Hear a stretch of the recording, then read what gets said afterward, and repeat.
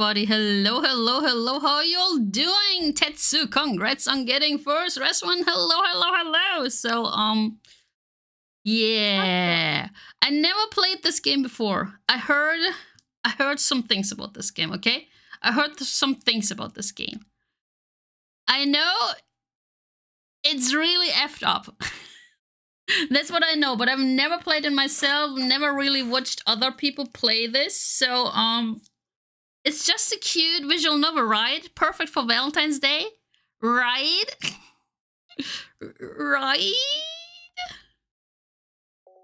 But yeah, we're here. So I started the game up earlier, and then suddenly I was here, and I was like, what the hell is that? The hell is that? Okay, so we have pictures. Pictures of you. We have some mails. We have some files. Okay. Okay.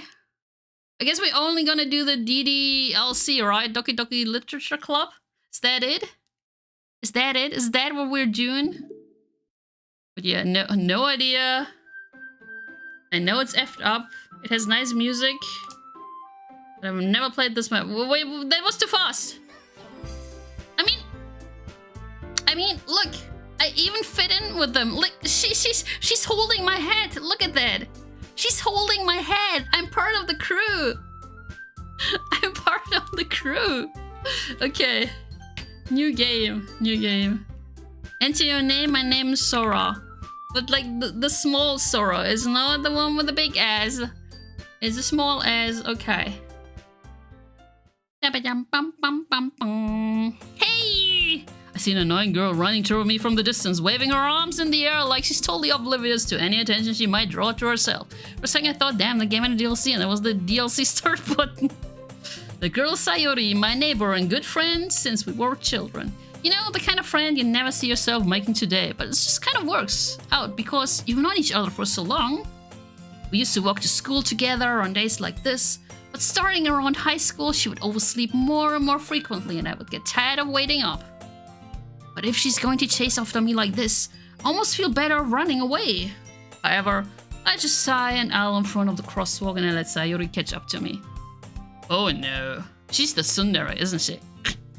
Isn't she? Like, on the title screen it looked like she was the tsundere. Wait. I'm looking. I'm coolly looking at her, not the blazer, the thing that's below that. Doesn't this look like dragon scales?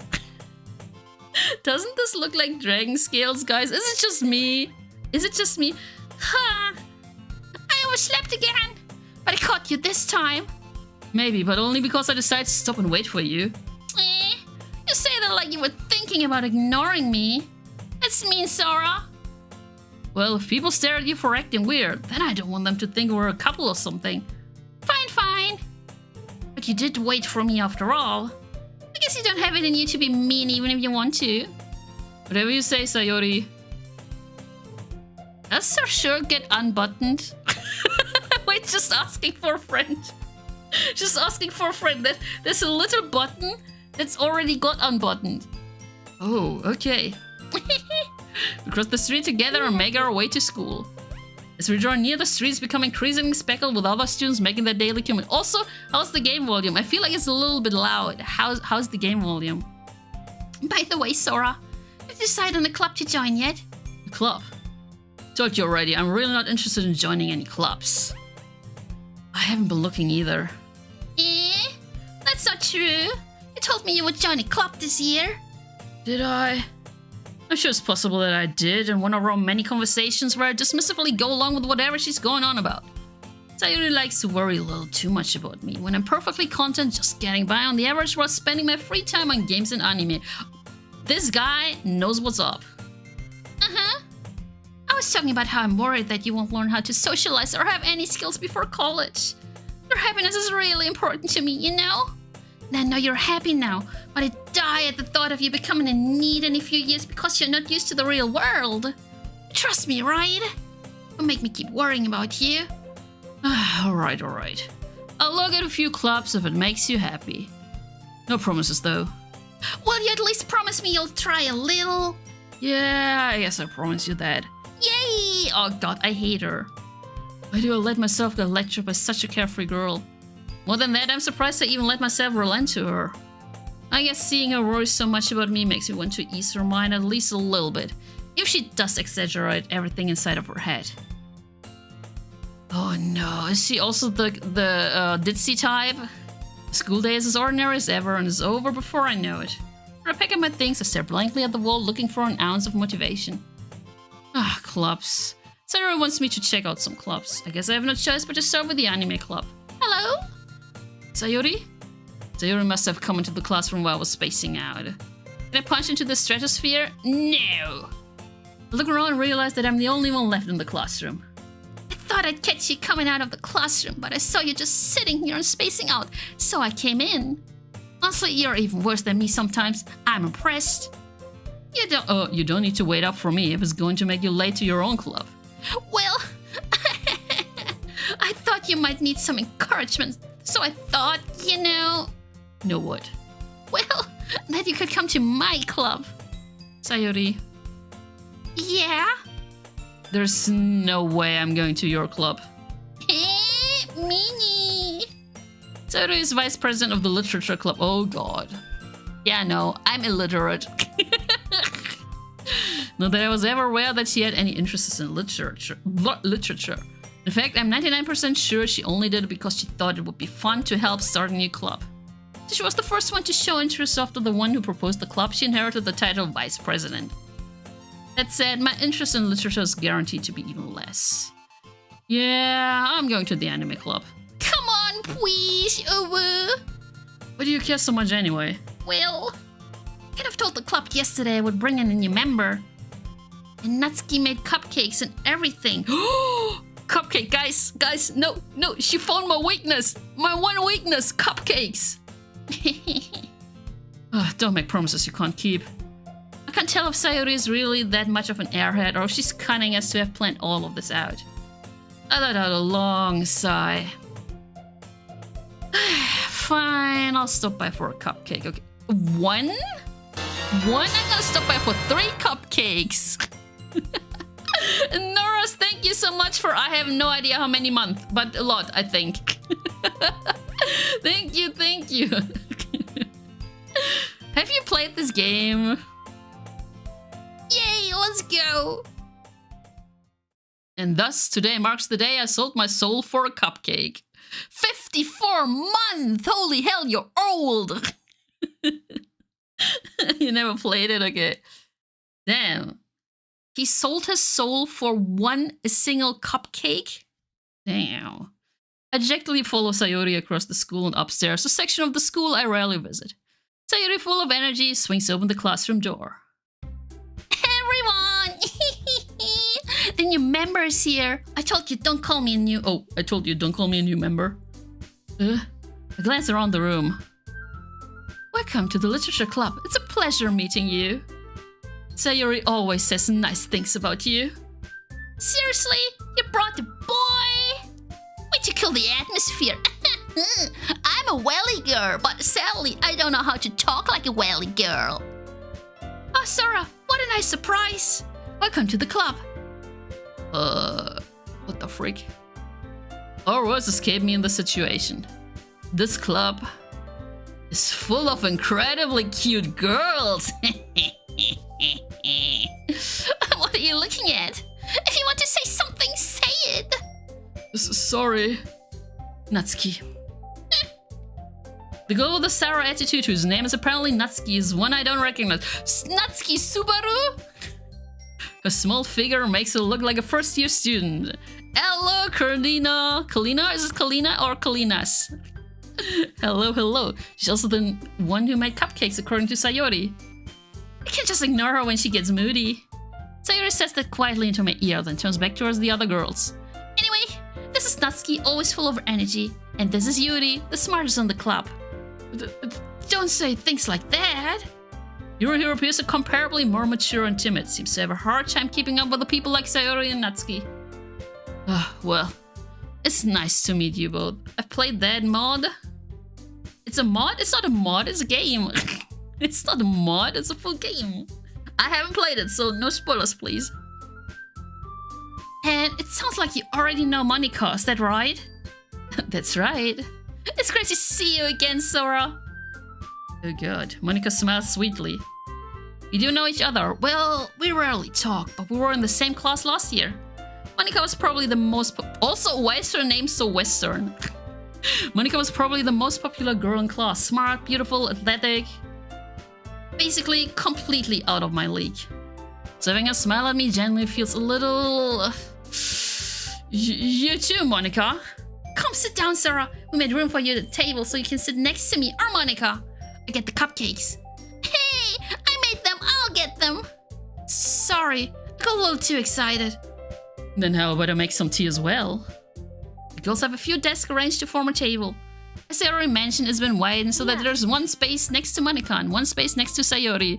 Hi, random Dutch person. Yay! Natsuki and Yuri walk over to the corner of the room, where Natsuki grabs a wrapped tray and Yuri opens the closet. Still feeling awkward, I take a seat next to Sayori. Natsuki proudly marches back to the table, tray in hand. Okay, are you ready? Ta-da! Wow! Natsuki lifts the foil of the tray to reveal a dozen white, fluffy cupcakes decorated to look like little cats. The whiskers are drawn with icing and little pieces of chocolate were used to make ears. So cute! I had no idea you were so good at baking, Natsuki. Well, you know. Just hurry and take one. Zero grabs one first, then Monica, I follow. It's delicious. Zero choked with her mouth full and has already managed to get icing on her face. I turn the cupcake around on my fingers, looking for the best angle to take a bite. Natsuki's quiet. Can't help but notice her sneaking glances in my direction. Is she waiting for me to take a bite? Finally bite down. The icing is sweet and full of flavor. I wonder if she made it herself. This is really good. Thank you, Natsuki. Why are you thanking me? It's not like I'm just a typical tsundere. Haven't heard this somewhere before? Yeah, man, exactly. Made them for you or anything. I thought you technically did. Sayori said. Well, maybe. But not for, you know, you dummy baka. Alright. I give up on Natsuki's real logic and dismiss the conversation. Yuri returns to the table carrying a tea set. She carefully places a teacup in front of each of us before setting down the teapot next to the cupcake tray. You keep a whole tea set in this classroom? Oh wait, sorry. Don't worry, the teacher gave us permission. After all, doesn't a hot cup of tea help you enjoy a good book? Yes? Don't let yourself get intimidated. Yuri's just trying to impress you. That's not... Insulted, Yuri looks away. I meant that... You know... She has big... Wait, the other one also... No, she is bigger. Nope, Sarah. I believe you. Well, tea and reading might not be pastime for me, but I at least enjoy tea. I'm glad. Yuri faintly smiles to herself in relief. Monica raises an eyebrow, then smiles at me. So, what might you consider the literature club? Oh, cupcakes! I was afraid of this question. Something tells me I shouldn't tell Monica that I was practically dragged here by Sayori. Wait, do I save? Wait, how do I save? Should I wait? Ah! Do we save? Do we save? Well, I haven't joined any clubs yet, and Sayori seemed really happy here, so... That's okay, don't be embarrassed. We'll make sure you feel right at home, okay? As president of the literature club, it's my duty to make the club fun and exciting for everyone. Monica, I'm surprised. How come you decided to start your own club? You'd probably be a board member for any of the major clubs. Weren't you lead of the debate club last year? Well, you know, to be honest, I can't stand all of the politics around the major clubs. Feels like nothing but arguing about the budget and publicity and how to prepare for events. I'd much rather take something I personally enjoy and make something special out of it. And if it encouraged others to get into literature, then I'm fulfilling that dream. Ugh. Blah. Blah. So, I have this work colleague of mine who's like really stuck up. He's super duper into politics and stuff.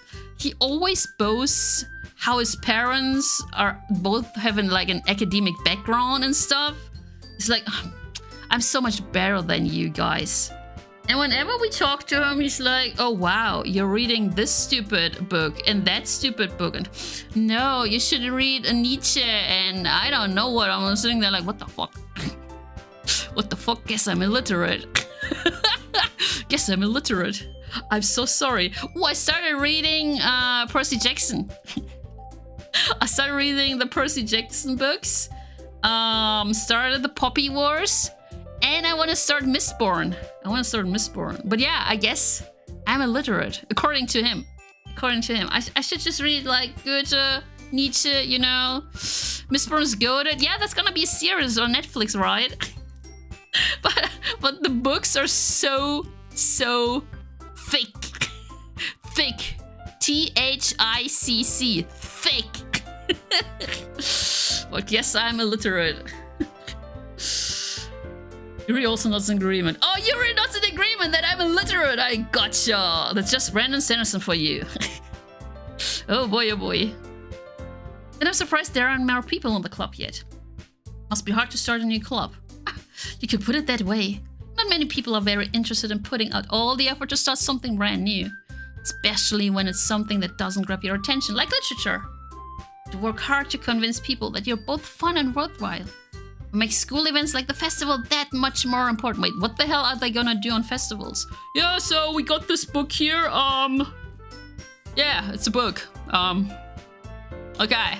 That was our school festival. We have a book here. Oh. I'm confident that we can all really grow this club before we graduate. Right, everyone? Yeah! We'll do our best. You know it! Everyone enthusiastically agrees. It's different goals oriented in the same goal. Monica must have worked really hard just to find these three. Maybe that's why they were also delighted by the idea of a new member joining. But I still don't know if I can keep up with the level of enthusiasm about literature. Also, it's a harem. It's a freaking harem. So, Sora, what kinds of things do you like to read? Number, you know,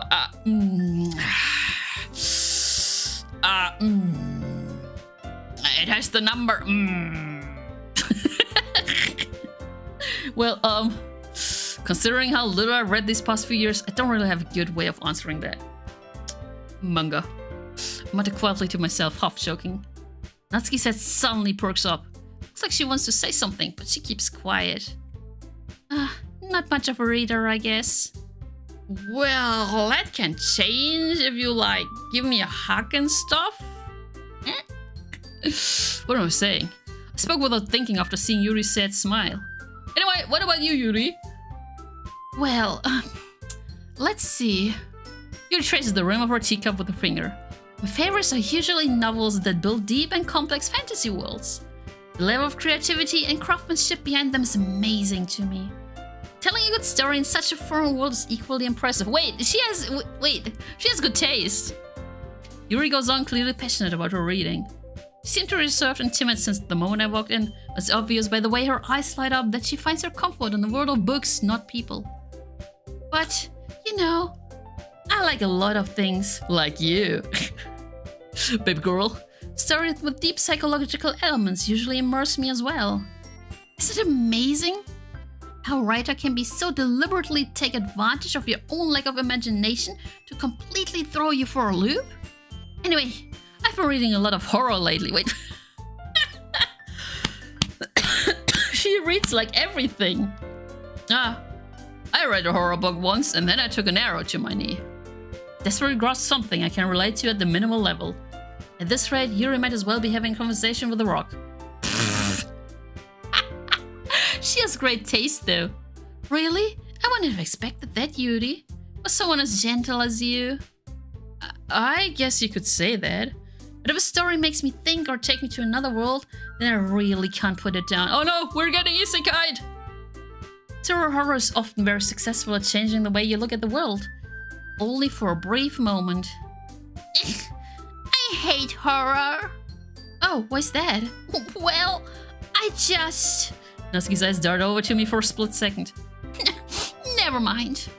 That's right, you usually like to write about cute things, don't you, Natsuki? What? What gives you that idea? Love the piece of scrap paper we had last club meeting. It looked like you were working on a poem called... Don't say it out loud! Give that back! Fine. Your cupcakes, your poems, everything you do is just as cute as you are. Sayuri settles up behind Natsuki and puts her hands on her shoulders. Oh, I thought you was like, you know, the booba. I'm not cute! Natsuki. Oh, wait. Natsuki, you write your own poems? Well, I guess sometimes. Why do you care? I think that's impressive. Why don't you share them sometime? No. Natsuki rolls her eyes. You wouldn't like them. Not a very confident writer yet. I understand how Natsuki feels. Sharing that level of writing takes more than just confidence. The truest form of writing is writing to oneself. You must be willing to open up to your readers, exposing your vulnerabilities and showing even the deepest reaches of your heart. Do you have writing experience too, Yuri? Maybe if you share some of your work, you can set an example and have Natsuki feel comfortable enough to share hers. I guess it's the same for Yuri. I want to read everyone's poems. We all sit in silence for a moment. Okay, I have an idea, everyone. Minasan! Natsuki and Yuri look quizzically at Monika. Let's all go home and write a poem of our own. The next time we meet, we all share them with each other. That way everyone is even. Yeah, let's do it! Plus, now that we have a new member, I think we'll... Wait, excuse me? Excuse me, I didn't join anything. I'm just here for cupcakes. What? Okay, comfortable together and strengthen the bond of the club. Isn't that right, Sora? Monika smiles warmly at me once again. Hold on, there's still one problem. What's that?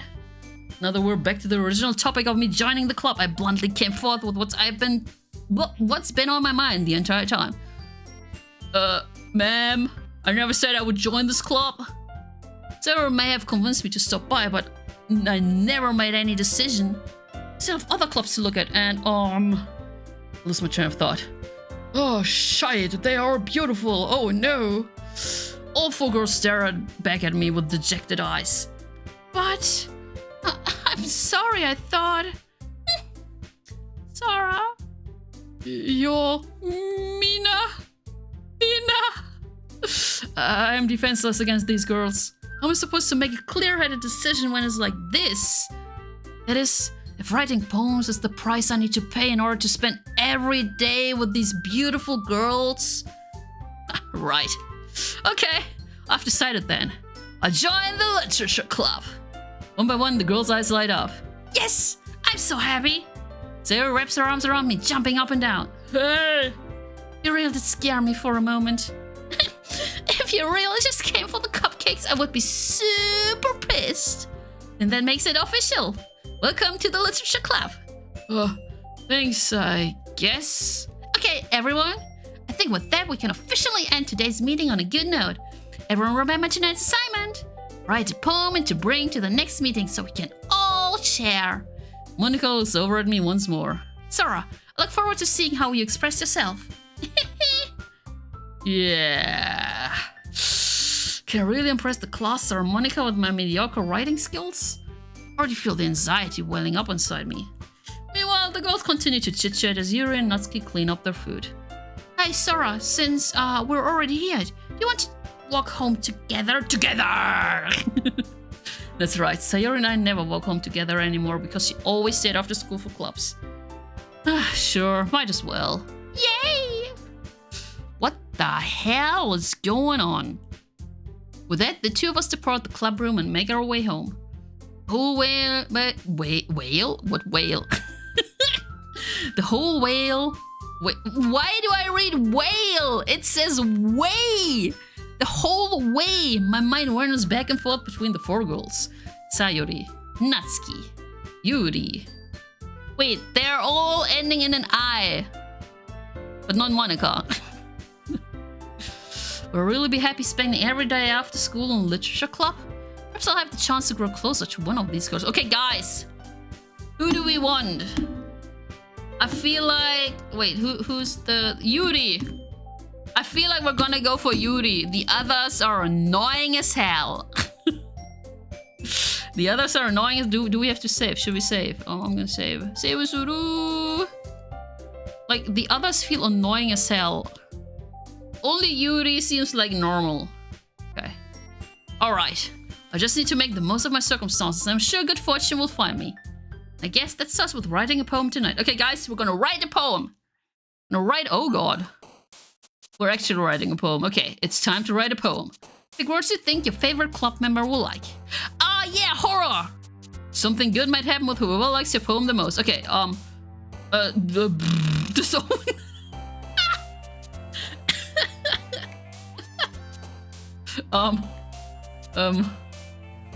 The zone.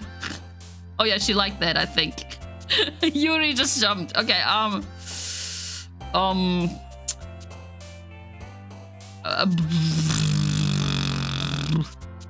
like, we're in a fantasy world, so maybe flying? Shit. Daydream time, strawberry shopping, hot chocolate, pain. Yes, pain. We need pain. Maybe if we can fix them. No! She also likes pain. Why does she like pain? Why does she like pain? Oh, freaking hell.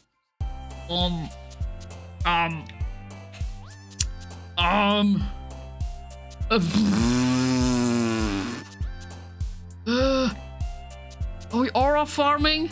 Okay, she like aura. She like, oh god, we have 5 out of 20. Oh no, why would we do that? But she's also like on the psychological level, so maybe we should pick that. Maybe we should pick that. Okay, she liked that. Grief. No, fantasy. No, why do you like fantasy? We should have picked grief. Scars. Why do you like scars? God, they're Doki. Vivacious. What the hell is a vivacious? What is that? Boop. I like boop. I'm just gonna take boop. Who likes boop? No, why do you like boop? Dark.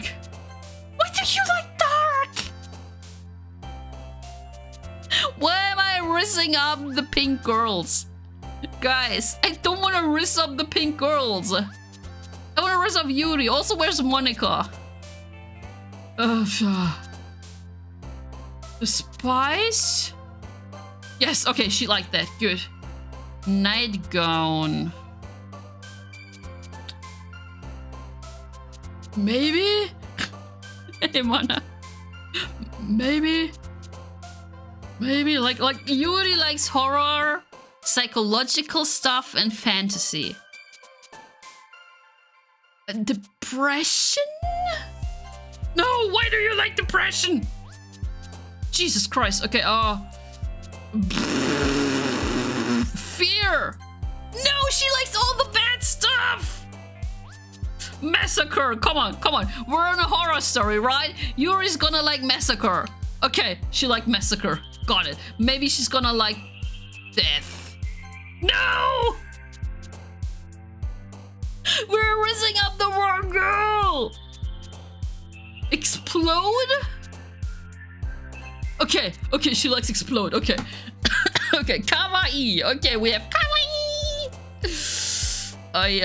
Oh. Adventure. She likes fantasy words, right? No, why do you? Oh, god damn it. I don't want the pink girls. Excite. Oh, god freaking hell. We're rizzing up our old childhood friend. Disaster. There we go. There we go. Contamination. Yes. Okay. Misery? I feel like the pink girl will go for misery, right? Climax. Okay, she liked climax. Okay, not sure what kind of climax she liked, but okay. Okay, let me drink some water. Let me drink some water.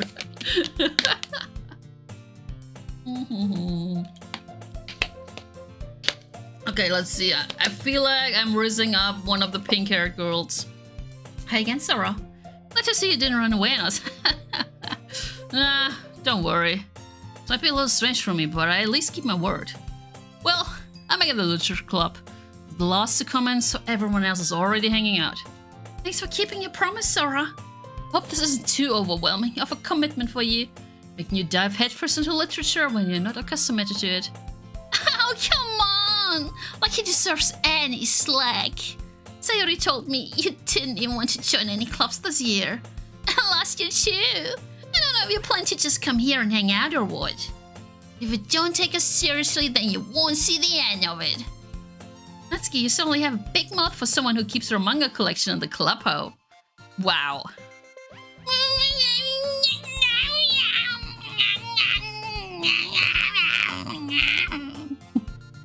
Natsuki finds herself stuck between saying Monica and manga. Manga's literature! Swiftly defeated, Natsuki plops back into her seat. Nice grammar analysis. You can clip that if you press exclamation mark clip. Don't worry, guys. Sora always gives his best as long as he's having fun. He helps me with busy work without me even asking. Like cooking, cleaning my room. How dependable. Sorry, that's because your room is messy and distracted. Wait, let me... Then I also have like... Oh, there we go. Found it. You almost set your house on fire once. Is that so? You two are really good friends, aren't you? I might be a little jealous. How come you and Sora can become good friends too? Then I also have like a marker thingy. I deleted that, I think. Okay, I made a clip. Oh, there it is. It's a Sayori. Seriously, Sayori seems oblivious to the weird situation she jumped me into. Oh, Yuri even brought you something today, you know? Wait, Sayori. Me? Not really. Don't be shy. It's really nothing. What is it? Never mind. Sayori made it sound like a big... Oh, Sayori made it sound like a big deal when it's really not. What do I do? Huh? I'm sorry, Yuri. I wasn't thinking. Guess that means up to me to rescue the situation. Hey, don't worry about it, baby girl. First of all, I wasn't expecting anything in the first place. I'm gonna rizz you up right now, right here, right now. So any nice gesture from you is a pleasant surprise. Will make me happy no matter what. Is that so? Yeah, I will make it a big deal if you don't want it to be. Alright, well, here. Yuri reaches into her bag and pulls out a book. I didn't want you to feel left out. Wait, are we actually rizzing her up right now? So I picked out a book that I thought you might enjoy. It's a short read, so it should keep your attention even if you don't usually read. We could, you know, hold hands and stuff, you know. Discuss it if you wanted. This is... How is this girl accidentally being so cute? She even picked out a book she thinks I like, despite me not reading much. Yuri, my man, my girl, thank you, I'll definitely read this. Enthusiastically take the book. Whoopsies, I made a clip in the old-fashioned way. You could have just used exclamation mark clip. And then it even would have sent that onto Discord. Like the clip commands clips the last 30 seconds. Well, you can read it at your own pace. I look forward to hearing what you think. And you're my modern Auras! Now that everyone's settled in, I expected Monica to kick off some scheduled activities for the club. That doesn't seem to be the case. Sayori and Monica are having a cheery conversation in the corner. Yuri's face is already buried in a book. Can't help but notice her intense expression, like she was waiting for this chance. Meanwhile, Natsuki is rummaging around in the closet. I'm really curious to talk to Yuri a little bit more. Are we actually rizzing her up? Did we do it? But at the same time, I will feel bad for distracting her from reading. Yuri's the best girl. Yeah, we love Yuri. The others are annoying. So I really hope we're on the Yuri route. Catch a glimpse of the cover of her book. Looks like the same book that she lent to me. More than that, she seems to be on the first few pages. Crap. I think she noticed me looking at her. She takes another glance at me and our eyes meet for a split second. That only makes her hide her face deeper in her book. You have Yuri tattooed on you? Damn! Damn! Damn! Holy hell! I have 0 tats. 0. Yuri! It seems like everyone likes Yuri here. Sorry. I was just spacing out. But with the sensing, I made her uncomfortable. Oh. It's fine. If I was focused, then I probably wouldn't have noticed in the first place. I'm just rereading a bit of this, so... That's the book you gave me, right? Hmm? You're a big Natsuki fan? Ooh. I seem really cool, thank you! I wanted to reread some of it. Not for any particular reason. Just curious, how come you have 2 copies of the same book? Well... When I stopped at the bookstore yesterday... that's not what I meant. I mean... I just happened to buy 2 of them. Oh, I see. Something fairly obvious here that Yuri isn't telling me. But I decided to let it go. Let it go! Let it go! I'll definitely start reading it soon. I'm glad to hear. Once it starts to pick up, you might have a hard time putting it down. It's a very engaging and relatable story. Is that so? What's it about anyway? Well... Yuri closes the book and scans her eyes over the back. The book is titled Portrait of Markov. Who the hell is Markov? There's an ominous looking eye symbol on the front cover. Oh no, it's the Illuminati. Alright. I just want to make sure I don't accidentally give anything away. Basically, it's about this girl in high school who moves in with her long-lost younger sister. But as soon as she does so, her life gets really strange. She gets targeted by these people who escaped from a human experiment prison. While her life is in danger, she needs to desperately choose who to trust. No matter what she does, she ends up destroying most of her relationships and her life starts to fall apart. Wait, I've seen this story before somewhere. What was it called? It was a series that I watched. Huh. You're trying to convert us into the Illuminati cult? No! It's kind of dark, isn't it? You made it sound like it was going to be a nice story, so the dark turn came from nowhere. Yuri gently giggles all of a sudden. Are you not a fan of that sort of thing, Sora? No, it's not that. I mean, I can definitely enjoy those kinds of stories, so don't worry. I hope so. Yeah, I totally forgot that Yuri's into those things. She's so shy. Yeah, I totally forgot. That was That's why when I was trying to get that poem, I was trying to raise her up, right? I picked all of the dark themes. But funnily enough, our childhood friend seemed to be into that kind of stuff too. She's so shy and reclusive on the outside, but her mind seems to be completely different. It's just that those kinds of stories, they challenge you to look at life from a strange new perspective. And horrible things happen not just because someone wants to be evil, because they have their own goals or their own philosophy that they believe in.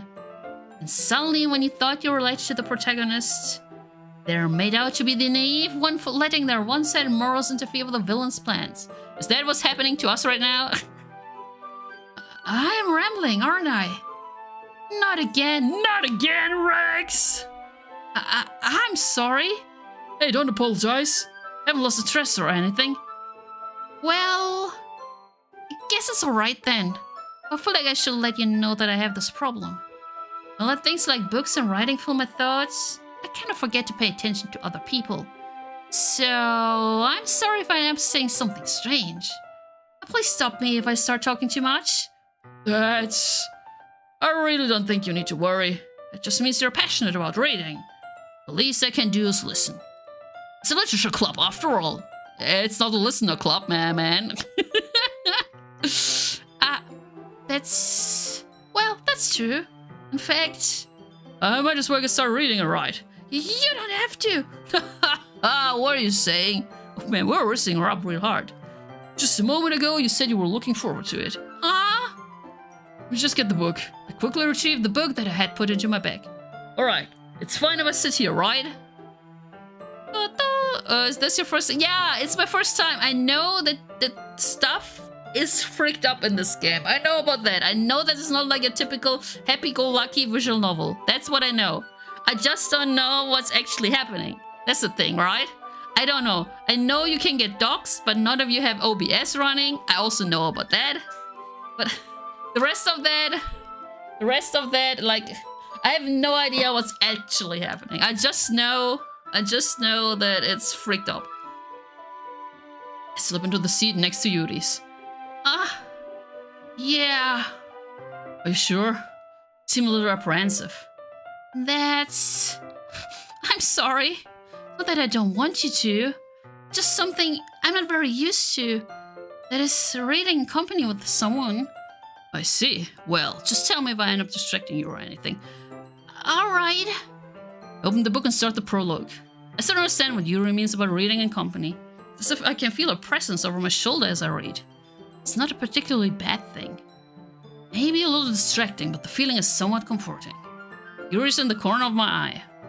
I realize that she's not actually looking at her own book. Oh no, she's staring at us. Oh no! Oh no! I glance over. Looks like she's reading from my book instead. Sorry! I was just... Yuri, you really apologize a lot, don't you? I do? I don't really mean to. Sorry. I mean... Yeah, this should work, right? Ooh, you're making cosplay. What kind of cosplay are you making? Slide my desk until it's up against Yuri's, then hold my book more between the two of them. I suppose so. She immediately closed her own copy. Once we each lean in a little bit more, our shoulders are almost touching. Guys, she might get pregnant. Guys, our shoulders are touching. She might get pregnant. Pregante. Looks like my left arm is in the way, so instead I use my right hand to hold the book open. I guess that makes it kind of difficult to turn the page. Here. Oh, lordy! Okay. Oh, it's a character from a niche show called Sums. Oh, yeah, never heard of that before.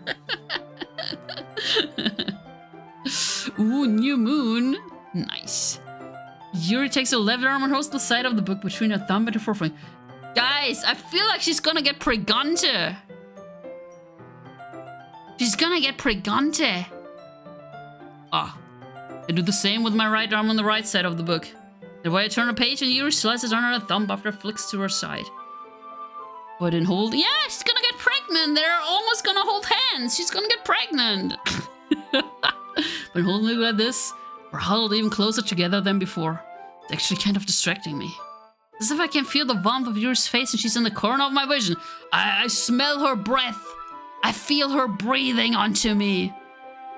Are you ready? Turn the page. Sorry. I think I got a bit distracted for a second. You smell nice. I glance over at Yuri's face again, their eyes meet. I don't know how I'll be able to keep up with her. That's okay. Not as used to reading, right? I don't mind being patient if it takes you a bit longer. Probably the least I can do. Since you've been so patient with me. Yeah, thanks. Continue reading. Yuri no longer asks me if I'm reading to turn the page. Instead, I just assume that she finishes the page before me, so I turn by my own volition. Continue the first chapter in silence. Do you think he's actually like reading, or he's just reading and he doesn't like understand anything? Probably like the letter, right? And so turning each page almost feels like an intimate See? She's gonna get pregante!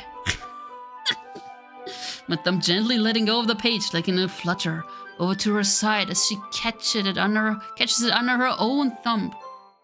Hey Yuri. This might be so thought, but the main character kind of reminds me of you a little bit. You think so? How does she? Well, I guess she's more blunt in a lot of ways. She also second-guesses all of the things that she says and does. Chad! Like she's afraid she'll do something wrong. Not like I can't see into your head or anything. Yeah, I've known you for, like, not even a day! They're kind of reminiscent of some of your mannerisms. Isn't that creepy as hell? We joined the club yesterday and now he's already analyzing her. It's so creepy. You might watch my next stream. Yay! But my next stream will be Resident Evil. I see. Yuri remains silent for a moment. But Sora, the MC is just that good. Man, he's dressing up everyone. That's probably a terrible thing to have in common with her. That's so embarrassing that you think that. Wait, I didn't mean it in a bad way or anything. Sorry, I really didn't know you were self-conscious about that sort of thing. I guess I'm more... Oh, wait, sorry. I guess I'm more man that is kind of cute. What are you saying all of a sudden? Okay, everyone. Yeah? I think it's about time we share today's poems with each other. I don't have enough time and we'll wait too long. Wait, so was this scripted? Wait, where's my mouse? I want to save this. Was this scripted? That I hang out with Yuri? Because of my poem? Or was this actually like normal stuff? Hey, Krona, how you doing? We might not have enough time if we wait too long. Yuri exhales, spared from finishing her thought. Is that alright, Yuri? You look kind of down. I'm sorry if you haven't been looking forward to this. It's not bad. No idea. It's fine. Yuri releases her hand from the book, causing it to close on top of my thumb. Ouch! Alright. I guess I'll do some more reading tonight. Or would you prefer I only read it with you? Ooh, we're gonna be intimidated with her. We're gonna read a book together. I guess I don't have too much of a preference either way. In that case, I read a little more tonight. It'll be more fun to read with you after it picks up a bit, you know? That's good reasoning. In that case, feel free to finish the first 2 chapters in your own time. Alright. I stand up. I make a mental note of where I left off in the book, then slip it back into my bag. By the way, did you remember to write a poem last night? Yeah. My relaxation ends. I can't believe I agreed to something so embarrassing. I should really find much inspiration since I've never really done this before. Well, now that everyone's ready, why don't you find someone to share with? I can't wait! Sayuri and Monica enthusiastically pull out their poems. Cyrus is on a wrinkled sheet of loose leaf. Wait, what? Loose leaf torn from a spiral notebook. On the other hand, Monica writes hers in a composition notebook. I can already see Monica's pristine handwriting from where I sit. Natsuki and Yuri reluctantly comply as well, reaching into the bags. I do the same myself. Oh boy, here we go. No, Yuri, I don't like the others. Yuri seems the most experienced, so I should start with her. I can trust her opinion to be fair. No, I don't like Natsuki. As Yuri reads the poem, I notice her eyes lighten. Exceptional. Guys, I'm a writer. I'm a poem writer. Also, why doesn't my stream deck work? I can't strip. I want to strip. Let me strip. Wait. Let me strip. I'm gonna do that. Check it off. Let me see. Left control N8. I do not have that anymore. We're gonna do left control and that. Wait, click keys. There we go. Okay, wait. We're stripping. Okay, wait. There we go. Exceptional. What was that? Huh? Did I say that out loud? Her first covers her mouth, but then ends up covering her whole face. He's going to hate me. Really didn't do anything wrong, Yuri. Yeah? I guess you're right. What am I getting so nervous for? Yuri takes a breath. So, what kind of writing experience do you have? The use of imaginary and metaphors indicates you've written a lot of poetry before. Yeah, well, you know, I use Google. Google and more Google. Really? Wow, that's a huge compliment coming from you. It's actually my first time, really. Huh? She stares at me blankly, then looks at my poem again. Oh, well, I know that. I just meant, Yuri tries off, unable to find an excuse. She traces her finger along the words in the poem, as if breaking it down more thoroughly. Yeah, okay. That's the reason I was able to tell. Just that there are specific writing habits that are usually typical of new writers. Having been through that myself, I kind of learned to pick up on them. I think the most noticeable thing I recognize in new writers is that they try to make their style very deliberate. In other words, no! It's our phrase from Umineko. In other words, They tend to pick a writing style separate from the topic matter, and they form-fit the two together. The end result is that both the style and the expressiveness are weakened. Once Yuri finds her train of thought, I have no idea what's happening. Her train of thought is as if her demeanor totally changes. Her stammering is completely gone and she sounds like an expert. Of course, that's not something you can be blamed for. There are so many different skills and techniques that go into writing even a simple poem. Not just finding them and building them, but getting them to work together is probably the most challenging part. It might take you some time, but it all comes with practice and learning by example and trying new things. I also hope that everyone else in the club gives you valuable feedback. Natsuki can be a little bit biased though. Biased? How? Well... Never mind. I shouldn't be talking about people like that. Sorry. It's fine. Not sure if Yuri is apologizing to herself, to me, or to Natsuki. Mind if I read your poem now? Please do. Love to share my thought process behind it. Oh boy, here we go. Yuri smiles dreamily as if that's a rare opportunity for her. You think she has a horror poem? I hope she has a horror poem. Which itself is kind of funny. After all, isn't this supposed to be a literature club? Oh boy, here. Okay, wait. Ghost under the light. The tendrils of my hair illuminate beneath the ember glow. Bathing. It must be this one. The last remaining streetlight to have withstood the test of time. The last yet to be replaced by the sickening blue-green hue of the future. I bath. Oh, I love taking bath. She's like, bathing. I bath.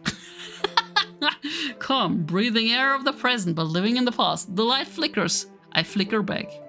What? What? What? I was like, I bath. I love taking bath. I'm sorry, I have such terrible handwriting. What? I wasn't thinking that at all. But it took you a long time to read. Well, I just don't read script very often. But you think your handwriting's pretty. Eh? That's a relief. Also, I like the poem. Even though it's short, it was really descriptive. Wasn't too short? I usually write longer poems. Not at all. I'm really glad you like it. I'll be honest. Since our first time sharing, I want to write something a little more mild. What? What? Something easy to digest, I suppose. Are you into ghosts, Yuri? Aw. Actually, the story isn't about a ghost at all, Sora. Really? Must have totally missed the point. Well, I suppose you did only glance over it after all. But remember, that poets often express their own thoughts, feelings, and experiences in their work. Yeah, she likes to take baths. They usually do more than tell a simple story or paint a picture. In this case, perhaps the subject of the poem is only being symbolically compared to a ghost. Lingering in her last remaining place of comfort, unable to let go of the past. And is soon to be left with nothing. Nothing. The German. It's nothing. There's a lot more soul in putting it that way. I hadn't even thought of that. That's impressive. Yeah? It's nothing, really. This was impressive too, so... Hey Quen, gonna mute because I'm playing DDLC 2. Yes, let's go! Did you also get it for free? I'm playing it on Epic. At one point, I got it free from Epic Store. Nah. If anything, I could probably learn a thing or two from you. Same! Cause like, it's... The normal version is free on Steam, right? But the DD, like the... What is it? Plus? That was free on Epic. Anything, I could probably learn a thing or two from you. You think so? Yeah, of course. You know, I was really nervous about doing all this. And in the end, I enjoyed it. I'm going to keep doing my best for you, Sora. For me? For me? Me too. No, I don't want to read all of the poems. No. They're all annoying. Who's Sayori? Wait, Natsuki is the manga girl, right? Let's go for the stupid manga girl. Okay.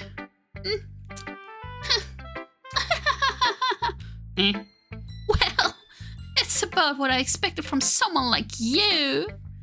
It's poem time, Miss Sora. We're in school after all. That is true. That's a little blunt. Well, Excuse me, she's your baby girl, babe girl. It's not like I said it was bad. It just didn't evoke any emotions. So basically it's not cute enough for your tastes? Do you want to get smacked? I'll pause. Well, anyway, I guess I need to show you mine. Not that you'll like it. Eagles can fly, monkeys can climb, crickets can leap, horses can race, owls can seek, cheetahs can run, eagles can fly, people can try, but that's about it.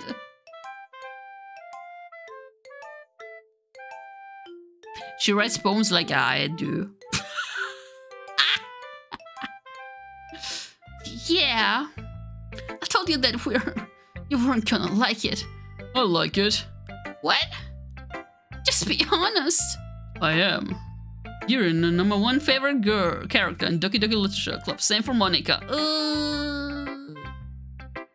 For me, it's currently only Yuri, but I haven't read much of it yet. We're so convinced that I wouldn't like it. Well, because everyone in high school thinks that writing has to be all sophisticated and stuff. So people don't even take my writing seriously. But isn't that the point of poems, for people to express themselves? Writing style wouldn't make your message any less valid. Yes, exactly. I like when it's easy to read, but it hits you hard. Like in this poem, seeing everyone around you do great things can be really disheartening. So I decided to write about it. Yeah, I understand. Trying to dress you up here really hard. But the other nice thing about simple writing is that it puts more weight on the wordplay. Like I set up for a rhyme at the end, but then made it fall flat on purpose. I'm funny like that. I'm the devil. Helps bring out the feeling in the last line. So you did. There's more went into it than I realized. That's what it means to be a pro. I'm glad you learned something. Didn't expect that from the youngest one here, did you?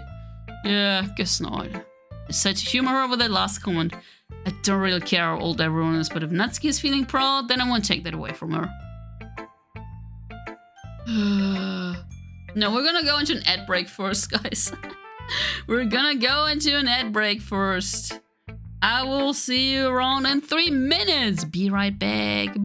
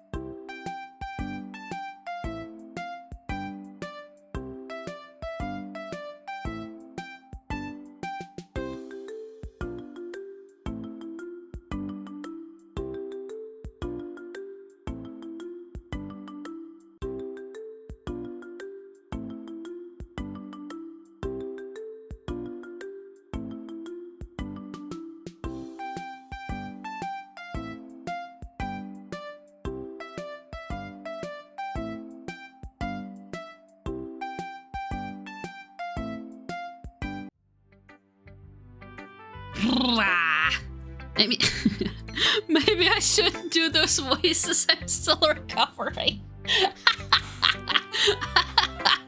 I can feel my throat. I can feel my throat. Oh boy, okay. Welcome back. Welcome back. Okay. Monica, I guess. Hi, Sora. Having good time so far? Yeah. Cool, good, glad to hear it. Boo. Boo. By the way, since you're new and everything, if you ever have any suggestions for the club, like new activities or things we can do better, I'm always listening. Don't be afraid to bring things up, okay? Alright, I'll keep that in mind. Of course, I'll be afraid to bring things up. Much better of judging with the flow until I'm more settled in. Anyway, want to share your poem with me? No. It's kind of embarrassing, but I guess I have to. Don't worry, Sora. We're all a little embarrassed today, you know? But it's that sort of barrier that we'll all learn to get past soon. Yeah, that's true. And Monica, my poem. Great job, Sora. I was going, oh, in my head while reading it. It's really metaphorical. I'm not sure why, but I didn't expect you to go for something so deep. I guess I underestimated you. It's easiest for me to keep everyone's expectations low. That way it always counts when I put in some effort. It's not very fair. Well, I guess it worked anyway. You know what Yuri likes? This kind of writing, right? Yeah, I know, man. I'm trying to raise her up. Writing that's full of imagery and symbolism. Unlike Sayuri, who likes using simple and direct words to describe happiness and sadness. Yuri likes it when readers are left to derive their own meaning out of it. It's very challenging to write like that effective. Yeah, I'm a genius myself. But allowing people to get something out of it just by feel, while letting them deeply analyze all of the nuances, can take years of practice. Yeah, I'm somewhat of a natural. Which I'm assuming Yuri has at this point. And never really asked though. I'm sure I'm nowhere near her level yet. Don't worry so much about that. You do your own thing. Just keep exploring and learn by trying new things. I'm sure I'll end up trying different things a lot. Take a while before I feel comfortable doing this. That's okay. I'll have to see you try new things. It's the best way to find the kind of style that suits you. Everyone else might be a little bit biased towards their own kinds of styles. They'll always help you find what suits you the most. So don't force yourself to write the way everyone else wants you to write. It's not like you have to worry about impressing them or anything. That laugh feels fake. That laugh feels fake. Anyway, do you want to read my poem now? Don't worry, I'm not very good. So pretty confident for someone who claims to be very good and not very good. Well, that's cause I have to sound confident. Doesn't mean I always feel that way, you know? Oh, I see. Well, let's read it then. Okay. Hole in wall. Sorry, no. It couldn't have been me. See the direction the what? The speckle protrudes. A noisy neighbor? Angry boyfriend? I'll never know. I wasn't home. I peer inside for a clue. No, I can't see. A real blind, like a film left out in the sun. But it's too late. My retinas! No, not my retinas! Already scotched with a permanent copy of meaningless image. It's just a little hole. It wasn't too bright. It was too deep. Stretching forever into everything. A hole of infinite choices. I realize now that I wasn't looking in. I was looking out. What the frick? What the frick? So, what do you... Oh god, my voice. My voice. So what do you think? It's very freeform, is what you call it. Sorry, I'm not really the right person to ask for feedback. It's okay. Yeah, that kind of style has gotten pretty popular nowadays.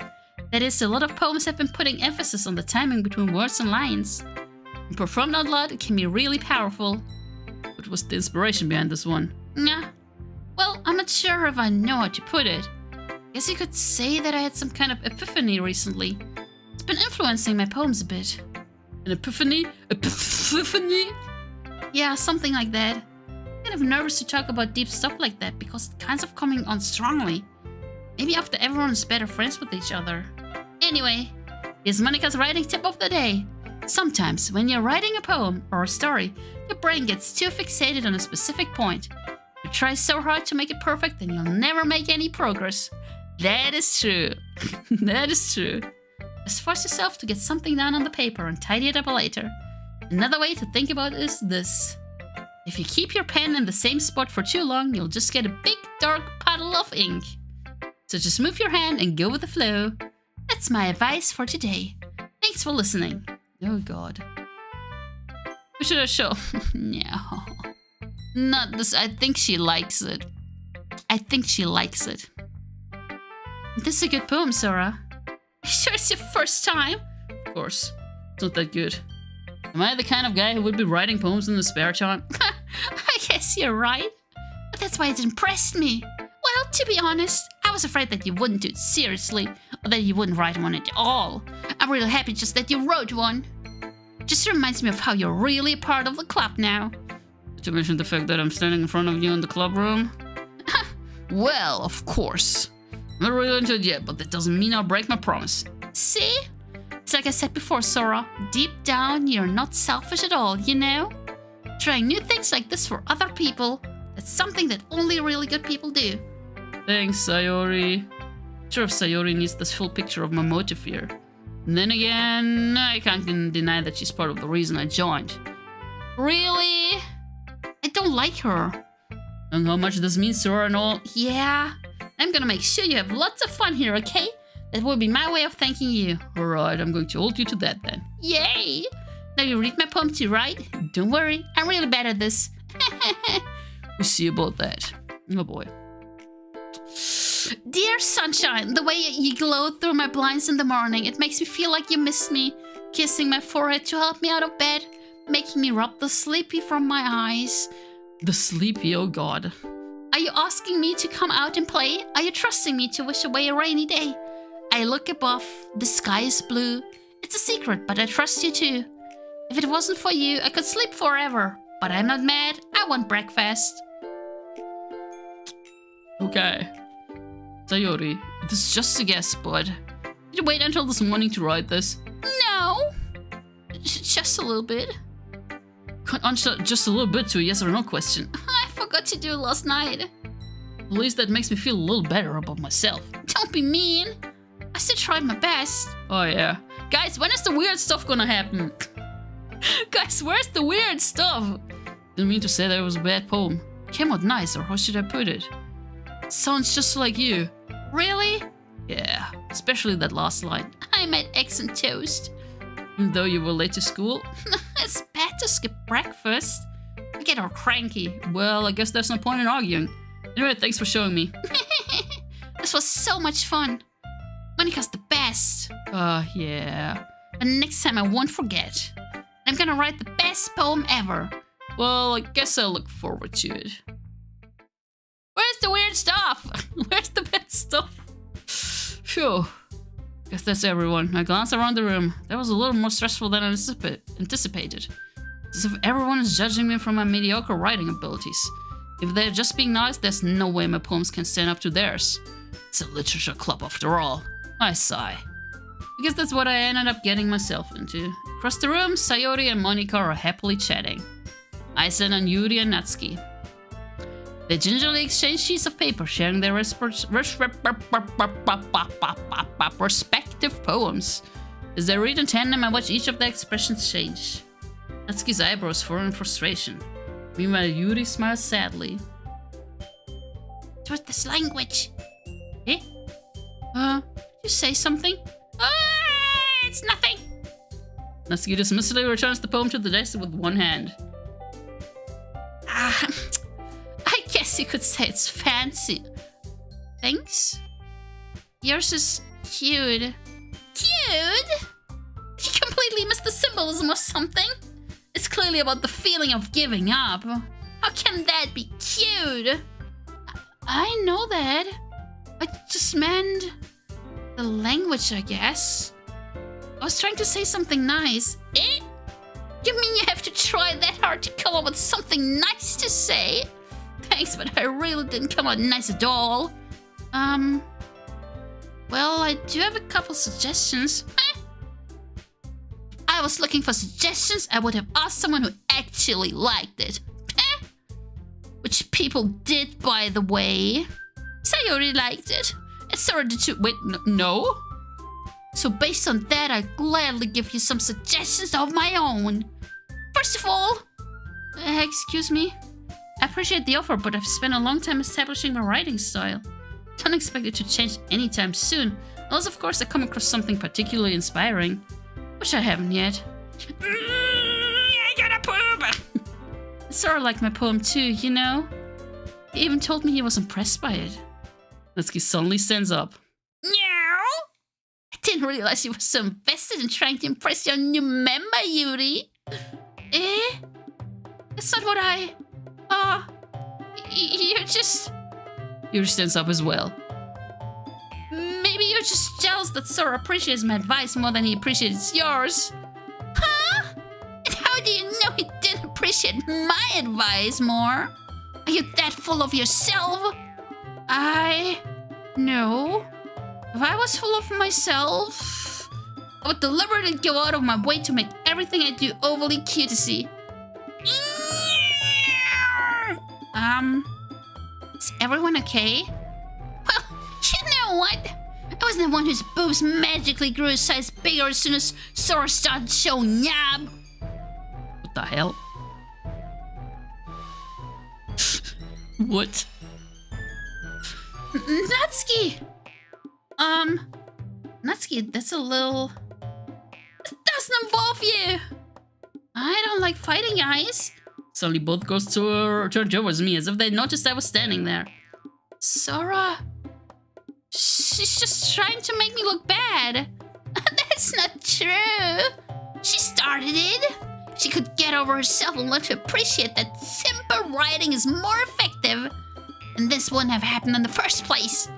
What's the point of making your poems all convoluted for no reason? The meaning should just jump out of the reader, not force them to have to figure it out. Help me explain that to her, Sora. Wait. There's a reason we have so many deep and expressive words in our language. The only way to convey complex feelings and meanings the most effectively. Avoiding them is not only unnecessarily limiting yourself, it's also waste. What the hell is going on, guys? You understand that, right, Sora? Well? Why did I get dragged into this in the first place? Not like I know anything about writing. But whomever I agree with, they'll probably think more highly of me. Of course, that's going to be Yuri! Natsuki, you're right that I like your poem. See? Wait, it's not an excuse for you to be so mean. Shouldn't pick a fight just because someone's opinion is different. That's not what happened at all. Yuri wouldn't even take my poem seriously. What kind of bitch fight is this? Understand. Yuri... You're a seriously talented writer. It's no secret that I was impressed. Well, that's... Here's the thing. No matter how simple or refined someone's writing style is, still putting feelings into it and it becomes something really personal. That's why Natsuki felt threatened when you said her poem was cute. I see. I didn't notice that. I'm sorry. Natsuki, you took it way too far. Yuri means well, and if you told her how you felt, this wouldn't have happened in the first place. Are you kidding? That's exactly what I did. It was her that... Natsuki, I think that's enough. You both said some things that you didn't mean. Yuri apologized. Don't you think you should too? I gotta poop again. Natsuki clenched her fists. In the end, nobody has taken her side. She's trapped at this point, being defiant only because she can't handle the pressure. I end up feeling bad for her. Sometimes when I'm hurt, it helps to take a walk and clear my head. Sorry, she doesn't need to. You know what? I'm going to do that. It'll spare me from having to look at all your faces right now. Without warning, Natsuki snatches her own poem up from the desk and storms out. Right out, she crumbles up the poem with her hands and throws it in the trash. Natsuki! She really didn't need to do that. I look across the room. Yuri has a chin buried in her hands while she stares down at her desk. I gingerly approach her and sit in an adjacent chair. Everything alright? I'm so embarrassed. I can't believe I acted like that. Probably hate me now. No, Yuri! How could anyone not have gone frustrated after being treated like that? Not as well as anyone could. Don't think any less of you. Well... Alright, I believe you. Thanks, Sora. You're too kind. I'm thankful to have you part of this club now. It's nothing. One more thing. That one thing that Natsuki said? Well, you know, I would never do anything so shameful. So... What thing did Natsuki say? Well, never mind that. Oh, the booba. The booba. Did she pet her booba? I'm going to make some tea. Oh, good idea. Make enough for more than one person, okay? Yeah. Did she actually pet her booba? Okay, everyone. Just about time for us to leave. How did you all feel about sharing poems? It was a lot of fun. Well, I'd say it was worth it. It was alright, well, mostly. So, how about you? Yeah, I'd say the same. It was a neat thing to talk about it with everyone. Awesome. In that case, we'll do— No! Is this the suffering? Is this the suffering of the game? That I have to do it again? Hey, Sniper. Hello, hello, hello. And maybe you'll learn something from your friends too. So your poems will turn out even better. I think to myself, I'll learn a little more about the kinds of poems everyone likes. With any luck, that means I can at least do a better job impressing those I want to impress. I know to myself with newfound determination. Sora, ready to walk home? Sure, let's go. Sayori beams at me. It truly has been a while since Sayori and I have spent this much time together. Together! Can't really say I'm not enjoying it either. I don't enjoy it. Sayori, what happened earlier? What do you mean? You know, between Yuri and Natsuki? That kind of thing happen often? No. It's really the first time I've seen them fight like that. Of course, they're both wonderful people. You don't hate them, do you? No, I don't hate them. I just wanted your opinion, that's all. I can see why they'd make good friends with you. Phew! You know, Sora, it's nice that I get to spend time with you in the club. I think seeing you get along with everyone is what makes me the happiest. I think everyone really likes you too. Yeah, they want my babies. That's... Every day is going to be so much fun. Looks like Sayori still hasn't caught on to the kind of situation I'm in. Sure, being friends with everyone is nice, but does it really need to stop there? Whoa, he actually wants to risk them up. We just have to see what the future holds, Sayori. I pat Sayori on the shoulder. I said that more to myself than to her, but it's easy to use Sayori as an internal monologue sometimes. Okay. Yeah, let's do this. Wait, are we actually evil? Wait, are we actually evil?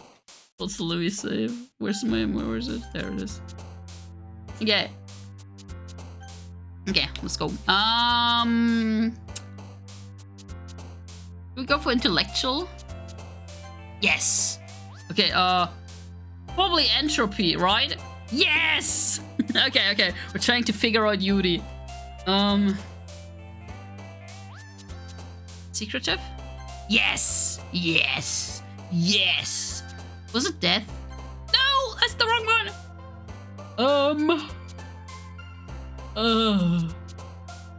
Extreme? Yeah! So every time they jump, I think I'm hitting the word for that specific character.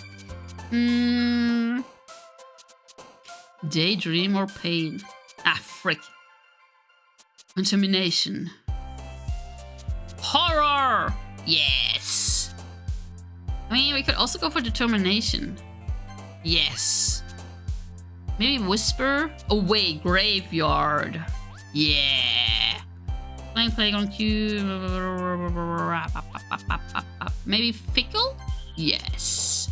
Fickle like Beatrice. Tone misery. Kitty. Heaven send. Misery. No! Tragedy.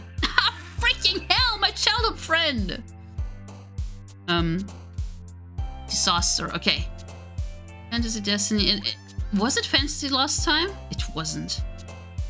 Email, prayer, love, shopping. Oh, it was climax. Yes. Journey? Hell yeah. Existence. We're figuring it out. We're figuring it out, guys. Unstable. Yes. Massacre. Hell yeah. Starscape. Yeah! Yeah! We're figuring out Yuri. Oh, God. For how many more days do we have to do this? Another day passes and it's time for the club meeting already. I've gotten a little more comfortable here over the past couple days. Entering the club room, the usual scene greets me. Hi, Sora. Yo, Sayori. Looks like you're in a good mood today. I'm Just still not used to being in the club, that's all. I see. Pretty simple thing to get you in a good mood. I guess it's always the simple things with you anyway.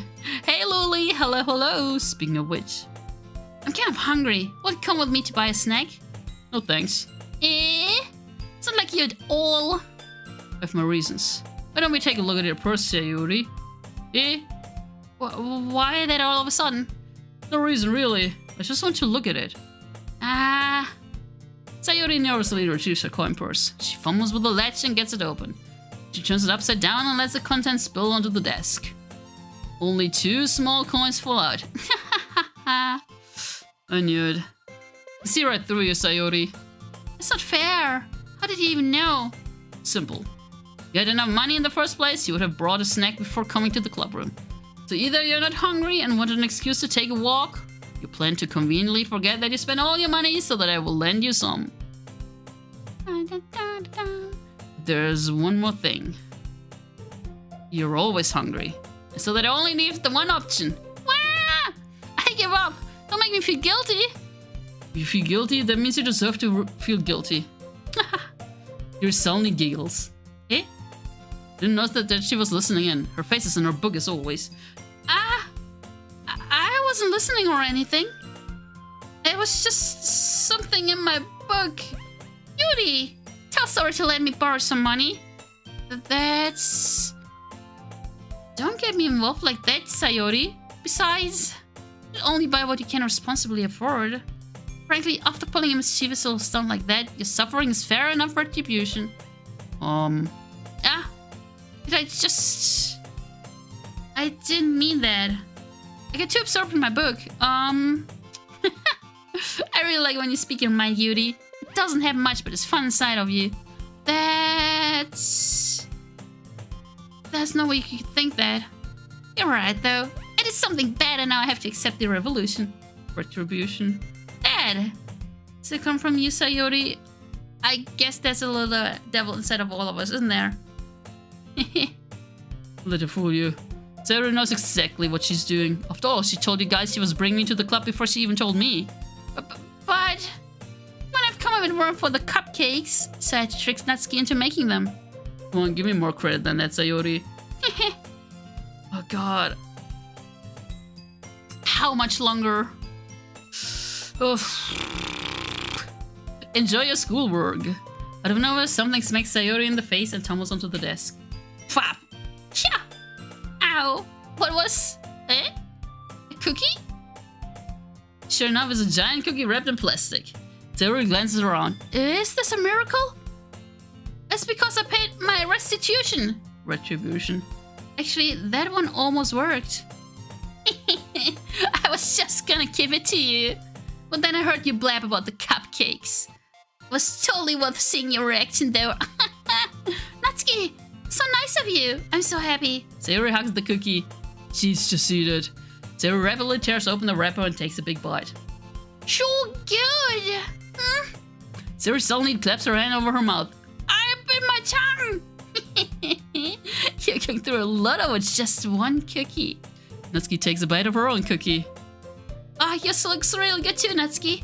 Can I try it? Ah, jeez. Beggars can't be choosers. Yours is chocolate. Yeah. Why do you think I gave you that one? Fine. So I'm really happy that you shared this one with me. Sayori gets out of her seat and goes behind Natsuki, then wraps her arms around her. Oh boy. Nah, jeez. I get it. Cookie still in hand, Natsuki reaches up to nudge Sayori off of her. Sayori suddenly leans down and takes a bite out of a Natsuki cookie. What the hell? Is it the cookie or is it the ear? Hey! Did you seriously just do that? Mouthful, Sayori thrusts away to safety. Yuri and I love as well. Jeez! You're such a kid sometimes. Monika, can you tell Sayori? Eh? Natsuki glances around. Monika isn't in the club room. Where's Monika anyway? Good question. Have any of you heard anything about her being late today? Not me. Yeah, I haven't either. It's a bit unusual. I hope she's okay. Of course she's okay. She probably just had something to do today. She's pretty popular after all. Don't think she has a... I wouldn't be surprised. She's probably more desirable than all of us combined. That's true. Excuse me? Suddenly the door swings open. Sorry, I'm super sorry. Oh, there you are. I didn't mean to be late. You guys weren't worried or anything. Eh? Monica chose the club over a boyfriend after all. You're so strong-willed. Boyfriend? I don't know what you're talking about.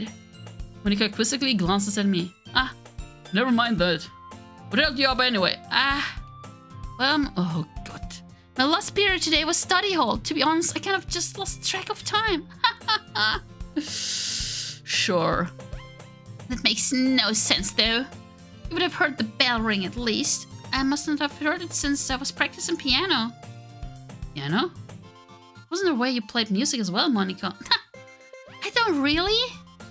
I kind of just started recently. Always wanted to learn piano. It's so cool. To play something for us, Monica. Monica looks at me. Maybe once I get a little bit better, I will. Yay! Sounds so cool. Also look forward to it. Is that so? In that case, I won't let you down, Sora. Monica smiles sweetly. Didn't mean it for. Oh god, I just want to read my poem, man.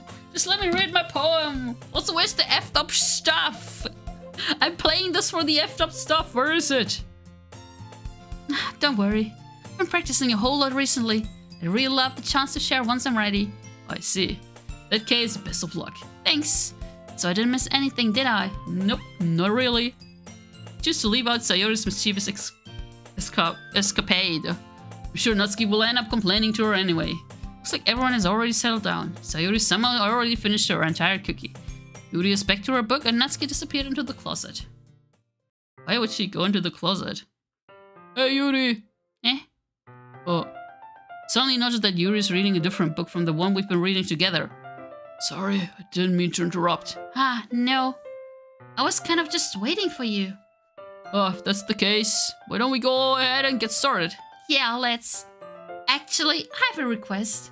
You mind if I make some tea first? Not at all. Thanks very much. If there's one thing that can make my reading time here any better, it's a nice cup of tea. A cup of tea! Not to mention for yourself as well. Yuri stands up and makes her way to the closet. I follow and watch as she retrieves a small water pitcher from the shelf, the kind with a filter inside. Can you hold this for a second? Sure. Yuri hands me the water pitcher and also fetches an electric kettle. I'm going to plug this in at the teacher's desk and then we'll go get some water. She walks past me and sets the kettle down on the teacher. Why are we reading this chat? Oh god, this is even more detailed than Umi Neko. I simply watch her movements. To my surprise, the way she moves really contrasts her speaking mannerism. Although I have something in my eye. Especially because of her long legs, Yuri appears elegant and methodical. Okay, may I have the water pitcher? Thanks, I'll be right back. I might as well walk with you. Yeah, why not? Shall we go then? Yeah. Huh? Where are you two off to? Just Yuri was going to make some tea, so... Suddenly realized how weird it sounds to explain this to Monica. We're just filling the water pitcher. Okay. Sorry, I was just a bit curious. It's kind of a one-person job, isn't it? It's... Monica, please mind your own business for once. Or do you want to tell me there's something wrong with helping involve Sora in club activities? What the hell's going on? My mouth gapes. Like, does everyone have a crush on us? I suppose there's nothing wrong with that. Let's go, Sora. Yuri quickly exits the room. Very German again. Once in the hallway, she suddenly puts her forehead against the wall. I spoke without thinking. How could I say something like that? Yuri. Something about the way she said that made me feel so irritated. What's wrong with me? No, Yuri. I think you did the right thing. Wasn't expecting it, but... Also not right for Monica to judge people like that. Sora. How come even when I do something bad? You're being nice to me cause I wanna raise you up. You should carry my babies, baby girl. Because nothing that you do is as bad as you make it seem in your head. Nobody's perfect. We have emotions and we can't always hide them anyway. But you always simplify things in your head. Your mind turns a light rain shower into a hurricane. No. Wouldn't you hate me for something as terrible as that? Why would I hate you, baby girl? Can't hate someone for having emotions. What kind of friend would that do? Friend, you say? Yuri lifts her head. Sora, I really like being friends with you. Oh no, we got friend zoned! Thanks, Yuri. I like being friends with you too. No. No! I feel kind of awkward saying something like that. I'm doing my best to help Yuri feel better. Anyway. Yeah. Shall we go? Yeah. During that, I walk to the nearest water fountain.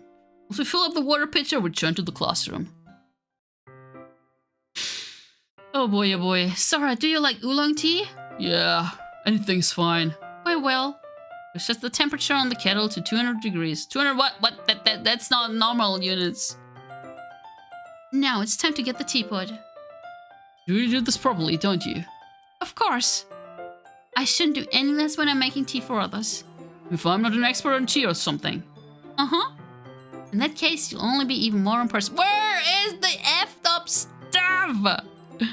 Perhaps I will. You fetch the teapot and begins measuring the tea leaves. To my surprise, she even starts humming a little to herself. She's in a good mood now. Is that so? It's letting it show. Oh, sorry. I was letting it show, and you noticed. I was doing a bit of thinking. Oh no, she's using her thinking muscles. It's the little things, Sora. It's the little things that get you Doki Doki. Ah, Doki Doki, Waku Waku, Doki Doki. I decided that I would try expressing myself a little bit more. Turns out it's not very hard for me to do. It's you who's around anyway. Ah! Did we already risk her up? Did we do it? It's great, Yuri. Just don't push yourself too much. You're always worrying about me, Sora.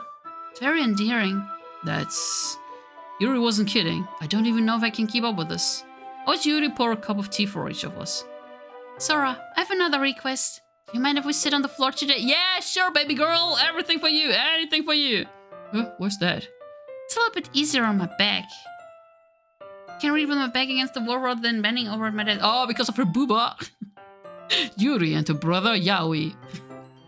Ah, sorry, I didn't realize. No worries. I just have back pain fairly regularly, so I do my best to manage it. Because of her booba! That's so? Wonder why that is. It's most likely because my posture, right? Always hunched over like that while reading. Yes! I have terrible reading posture. That's why we should sit on the floor. Fair enough. Isn't that even worse? I'll go ahead and get the book. I retrieved the book from my bag. Oh, I have some chocolate as well. A bag of small chocolate candies that I kept hidden from Sayori's candy radar. Take it since it'll go well with the tea. Yuri and I then sit against the wall, teacups at our sides. As if in sync, we assume the same reading position as last time, each holding one half of the book. Except this time, I'm touching her booba.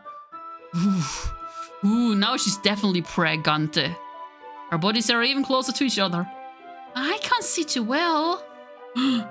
Yuri slides closer until our shoulders are touching. Whoa! Chad! Chad! How am I supposed to focus on reading like this? Yuri was always kind of cute, but when she's being less impressive, it's almost more than I can handle. Your teacup. Yuri hands me my teacup. Holding it with my hand that's not holding the book, I end up in a position that makes it even harder to focus. Because now I need to worry about making sure I don't accidentally touch her chest. Chad! Meanwhile, Yuri hasn't noticed a single thing. She wears her intense reading expression, and I can only presume the world around her has faded away. I use all of my willpower to focus on reading. Booba, booba, booba, booba, you're so beautiful, booba. After a few minutes, I finally managed to relax a little. I put the teacup between my legs and fumbled with the chocolate wrapper. Oh, sorry. I briefly let go of the book to finish opening the wrapper. Have as much as you want. That's okay. I won't take any. Yeah, are you sure? Well, if I touch it, then it might get smudges on the pages. Oh, you're right. Didn't even think about that. My bad. No need to apologize. I'll hold the book, okay? Are you sure? Of course. Oh, she's so cute. She's so cute. Yuri opens the book with both hands. She holds it so that I don't have any harder of a time reading from it. But as a result, her left arm is practically resting on top of my leg. Chad, we're getting really intimidated here. Guys, this is it. This is it for Valentine's Day. Guys, we're gonna risk her up. We will have her ready on Saturday. Well, in that case, Yuri's already totally focused on reading again. I take a chocolate candy and pop it in my mouth. Then I take another chocolate and I hold it up to Yuri. She doesn't even look away from the book. She simply parts her lips as if the situation was completely natural. But that means I can't stop here. I apprehensively place the chocolate in her mouth. Bro, what? Just like that, Yuri crosses her lips over. What the? Guys! We're just friends, right? Whoa. Eh? Yuri's expression suddenly breaks. Did I just... See you around, bye-bye. Yuri looks at me like she needs to confirm what just happened. Sora? Sorry. Guess I shouldn't have done that. That's... well... you were just helping. Something that friends do, right? I mean... not really in this kind of context, but... yeah. That's all it was. Yeah. Then... don't need to stop or anything. I see. The situation has gone really tense. We're feeding each other now. Yuri tries to return to the book, but I can tell just by her expression that even she can't focus now. My heart is pounding. It's gonna go doki doki, waku waku, doki doki. I nervously take another chocolate between my fingers, but this time Yuri's eyes meet mine. How did it even come to this? Yuri doesn't avert her gaze. I notice her chest rising and falling to the rhythm of her breath. Doki doki till it goes boom. Who knows? I raise my arm. Like before, Yuri parts her lips. It's different this time. I take the chocolate and place it in her mouth. I feel her hot breath on my finger. Okay, everyone. Yuri jolts back. It's time to share poems. All right, I forgot. Sorry, you can help Yuri put away the tea stuff, right? Yeah, of course. Okay, thanks. Spell's abruptly broken. I'll take care of the cups. Yeah. You do that, baby girl. You do that. Yuri picks up the teacups from the floor. Pick up the bag of chocolates. In the end, we hastily clean up without so much as a word between us. I get the feeling this is something neither of us will have the courage to bring up. Do I have to listen to all of the poems again? Do I have to read? Oh, no. Yuri, baby girl. Let's see what you've written for today. She says the poem with a surprised expression on her face. Like it. Sora, this one might even be better than yesterday's. How did you even pick up on this so quickly? Just yesterday I was telling you the kind of techniques worth practicing. Maybe that's why, baby girl. You did a good job explaining. I really want to try giving it more imagery. God, we're risking her up so hard. Yuri visibly swallows. Even her hands appear sweaty. I'm not used to this. Used to what? I don't know. It's fine. Take your time, baby girl. Yuri breathes and collects her thoughts. I know that Yuri likes to think before she speaks, so I offer the patience to her. Yeah. Just being appreciated like this, I guess? It probably sounds really stupid. Seeing someone motivated by my writing just makes me really happy. You're saying you've never shared your writing before? Yuri nods. Really? I don't believe it. I really only write for myself. Besides, people just laugh at me. You really think that? Again, Yuri nods. Huh. Even your close friends? Oh no, she doesn't have friends. Oh no. Yuri doesn't respond to that. I wonder why. Anyway, do you want to share the poem you wrote today? Yeah, I do. If it's with you? If it's with you? Oh no, okay. Guys, we can read that. The raccoon. It happened in the dead of night while I was slicing bread for a guilty snack. My attention was caught by the scuttering of a raccoon outside my window. It was, I believe, the first time I noticed my strange tendencies as an unordinary human. I gave the raccoon a piece of bread, my subconscious well aware of the consequences. Wait, where am I? Well aware that a raccoon that is fed will always come back for more. The enticing beauty of my cutting knife was the symptom. The bread, my hungry curiosity. The raccoon, an urge. The moon increments its face and reflects that much more light off of my cutting knife. The very same light that glistens in the eyes of my raccoon friend. I slice the bread, fresh and soft. The raccoon becomes excited. Or perhaps I'm merely projecting my emotions onto the newly satisfied animal. The raccoon has taken to following me. Let's say that we've gotten quite used to each other. The raccoon becomes hungry more and more frequently, so my bread is always handy. Every time I brandish my cutting knife, the raccoon shows me its excitement. A rush of blood, classic Pavlovian condition. I slice the bread and I feed myself again. No, not Pavlov! Oh no! Not Pavlov. I was a little more daring with this one than yesterday's. I can see that. It's a lot more metaphorical. I don't know if it's my fault, but I can't begin to imagine what this poem is about. That's right. It's a bit closer to my preferred writing style. I think the poem was a canvas to express vivid imagery and conveying emotions to them. Guys, where's the effed up word? Yeah, if I take it at face value, then I can't even figure out what it's supposed to mean. Well, I think it's something that different people can relate to in their own way. Want to express the way it feels more to indulge in more unusual hobbies. Her hobby is feeding raccoons. It's those sorts of things I'm usually forced to keep to myself. So, I sometimes enjoy writing about them. Why do you keep them to yourself? Because they're embarrassing and people would make fun of me. Do you have anything like that, Sora? Well, yeah, I guess I do, baby girl. I feel like everyone has a little something like that. The best we can do is respect each other and our individualities. Even if it's difficult sometimes and some things make us uncomfortable. After all, if I hadn't learned to embrace my own weirdness, I would probably hate myself. I might be ranting a little bit now. I'm glad that you're a good listener. You're good at a lot of things. Wink bonk. Writing, listening. There really aren't many people like you, Sora. That's right.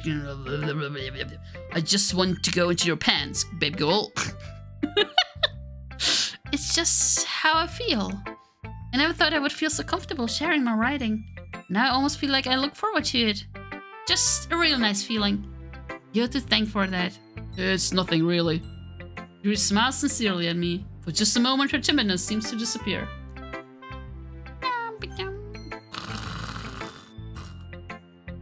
Natsuki, let's go. It's not like I like you. I like your last one better. Oh, really? Well, yeah. I can tell you were a little more daring with this one. But you're really not good enough for that yet. It fell flat. Maybe true, but I just want to try something different. I'm still figuring this all out. I mean, I always like poems that aren't trying too hard. I hate when people try to sound fancy or add more meaning just by using annoying, complicated language. Just make it simple, cute, and to the point. You're head over heels for all the cryptic nonsense, but I see right through that BS. Huh. Making your reader look so hard for all this deep meaning is just an excuse to have no meaning at all. I guess that's one way to look at it. Well, everyone has their own opinion. My opinion is the best opinion. I'm sure you figured that out already. Anyway, here's my poem. Maybe you'll learn something. Amy likes spiders. You know what I heard about Amy? Amy likes spiders. Icky, wriggly, hairy, ugly spiders. That's why I'm not friends with her. Amy has a cute singing voice. I heard her singing my favorite love song. Every time she sang the chorus, my heart would pound to the rhythm of the words. But she likes spiders. That's why I'm not friends with her. One time I hurt my... Oh God, how much do you ride? One time I hurt my leg really bad. Amy helped me up and took me to the nurse. I tried not to let her touch me.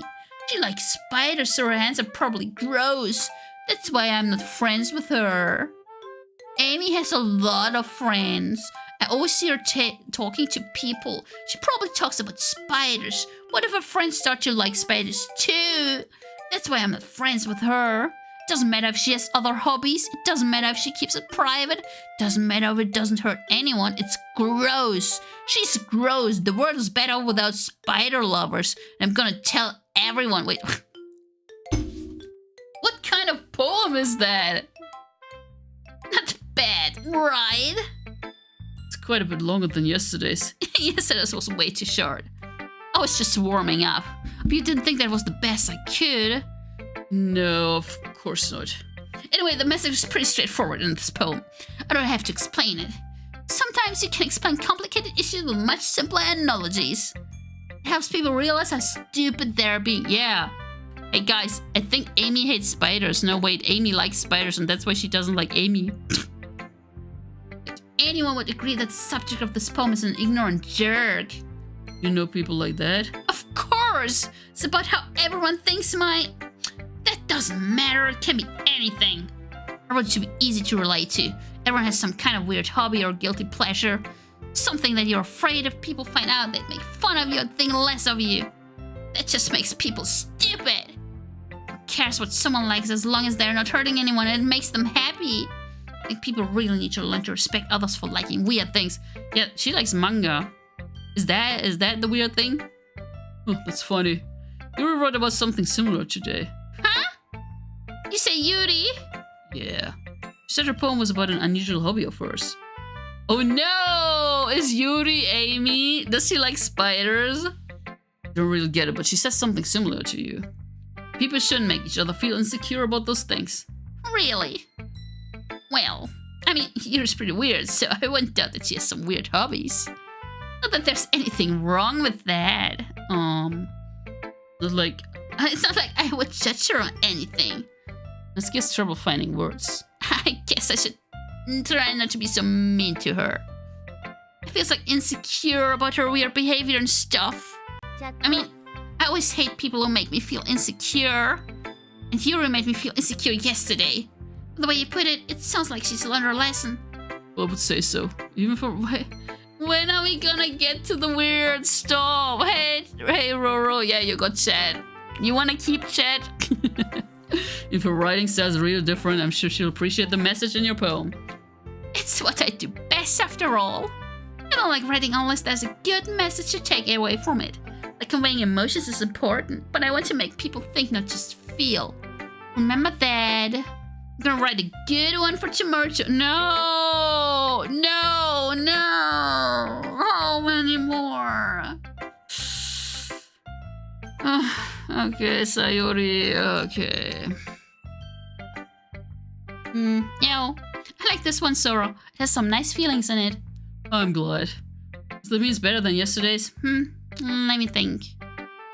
I don't know. I guess I like them both. So very helpful, you know. Well, I'm not very good at figuring out if poems are good or bad. That's why I just go by my heart. If it makes me feel things, then it must be a good poem. I'm sure that's exactly how it works. Then again, I guess conveying feelings is a pretty important part of this whole thing. Yeah, maybe. Well, see, I don't even know what kind of writing you like in the first place. Yeah, me neither. Ugh. Why don't you at least try giving it some thought? You want to write something for me? It's so sweet. Yeah, right. You're always thinking about other people. You think about yourself once in a while. If you don't, you might end up getting hurt at some point. Eh? Well, I don't really know what you mean, but I'll try to keep it in mind. Well, whatever. Anyway, let's see. I guess I like happy poems. Wait, sometimes I like sad poems too. Just a little bit both. There's a word for that, right? What's the word I'm looking for? Bittersweet. Yeah. I like things that are happy and things that are sad. Happy and sad? Can't see you liking something sad, Sayori.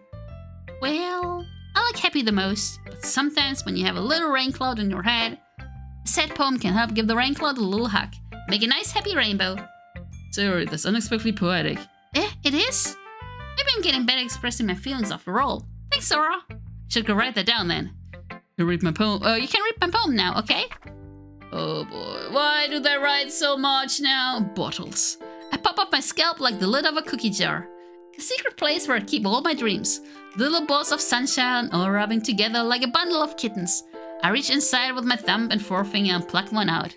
It's warm and tingly, but there's no time to waste. I put in a bottle to keep it safe, and I put the bottle on the shelf with all of the other bottles. Happy thoughts, happy thoughts, happy thoughts, and bottles all in a row. My collection makes me lots of friends. Each bottle a starlight to make amends. Sometimes my friend feels a certain way. Down comes a bottle to save the day. Night after night, more dreams. Friends after friends, more bottles. Deeper and deeper my fingers go, like exploring a dark cave, discovering the secrets hiding in the nooks and crannies. She's digging through her brain. Digging and digging, scraping and scraping. I blow dust off my bottle caps. It doesn't feel like time elapsed. My empty shelf could use some more. My friends look through my locked front door. Finally, all done. I open up and in come my friends. In they come in such a hurry. Do they want my bottles that much? I frantically pull them from the shelf, one after the other, holding them out to each and every friend. Each and every bottle. Oh my god. Is she like giving up all of her being to her friends and they don't really appreciate it? Is that the thing that we're learning from this? Probably. Every time I let one go, it shatters against the tile between my feet. Happy thoughts, happy thoughts, happy thoughts, and shards. All over the floor. They were supposed to be for my friends who aren't smiling. They're all shouting, pleading, something. All here's echo, echo, echo, okay, inside my head. Yeah, I feel like maybe she's being abused. Maybe she's being abused. Holy crap.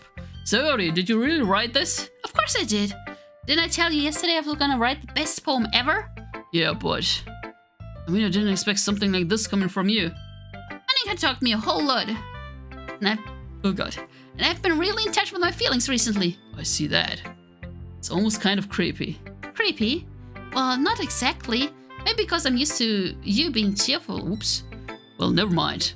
Thinking too hard about it. The point is it came out good, so you should be proud of it.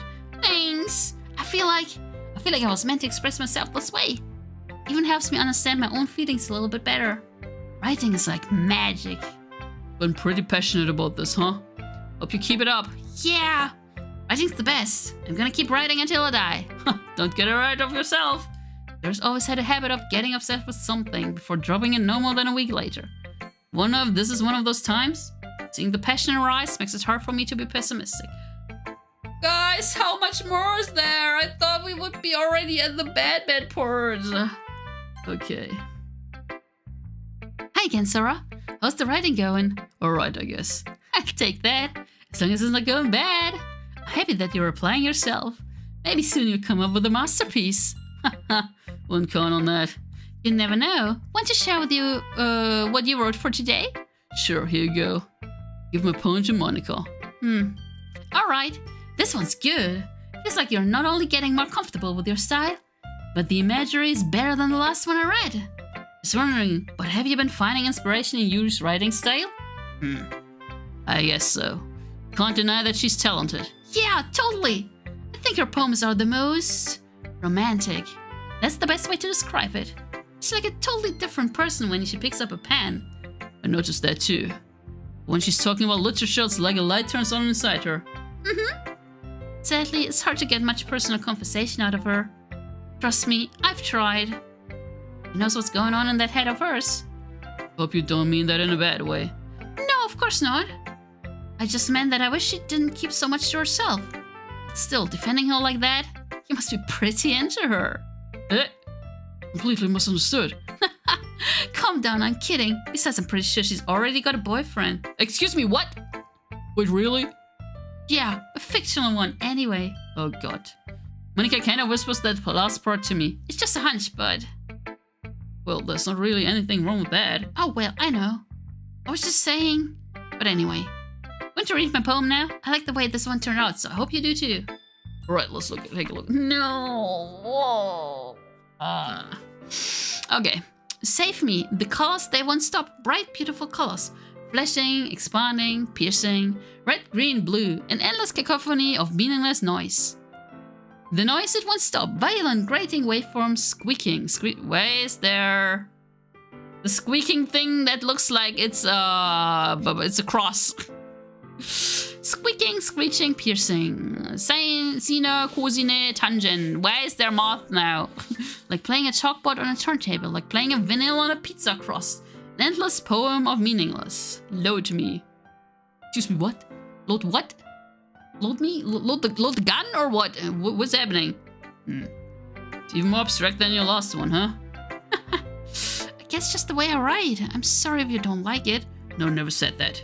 Just kind of thing I've never really seen before, I guess. I kind of like playing with my space on the paper.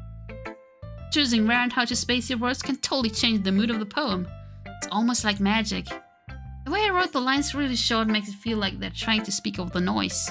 Oh, I see. Still hard for me to tell what it's all about, though. Sometimes asking what a poem is about isn't the right question. A poem can be as abstract, a physical expression of a feeling, or a conversation with a reader.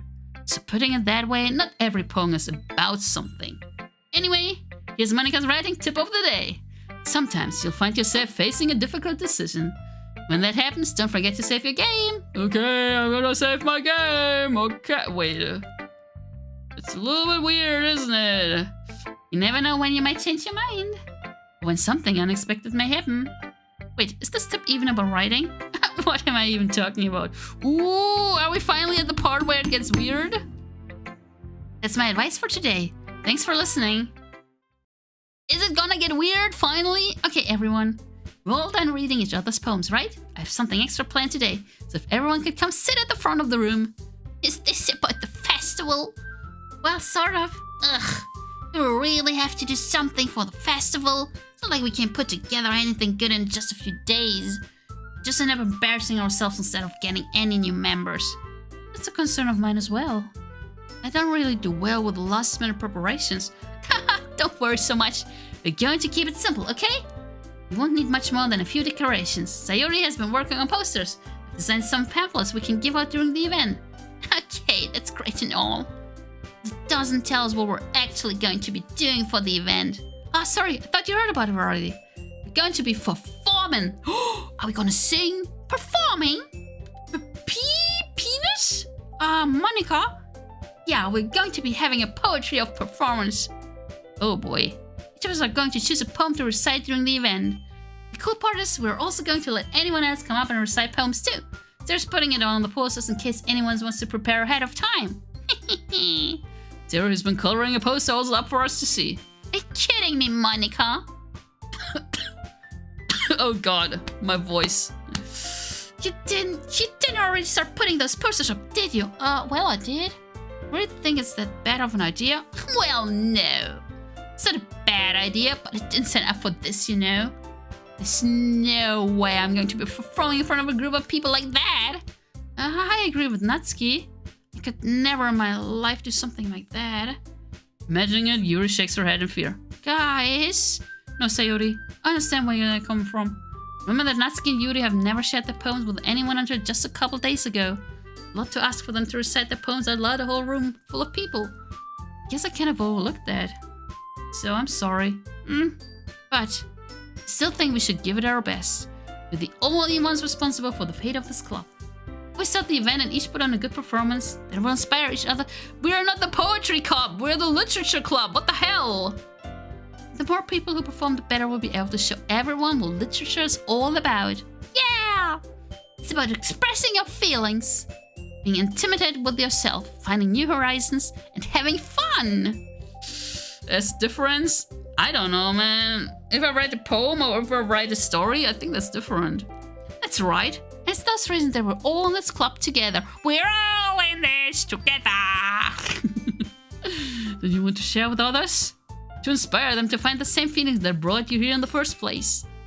I know you do. I know we all do. It all takes us standing in front of the room for 2 minutes and reciting a poem, and I know you can do it. Natsuki and Yuri remain silent. Sayori looks worried. If that leaves me no choice. I agree. And we have another ad break. Oh boy, oh boy. When's the weird part gonna start? I will be back in a couple minutes, guys.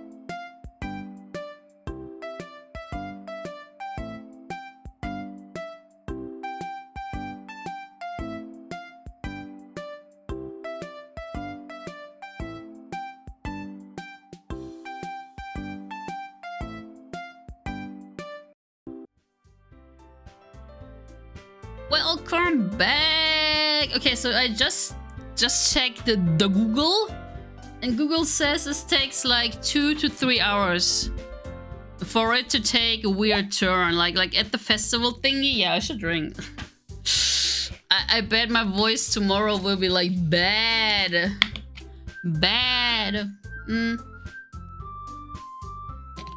So maybe we're gonna read like for 30 more minutes, I guess.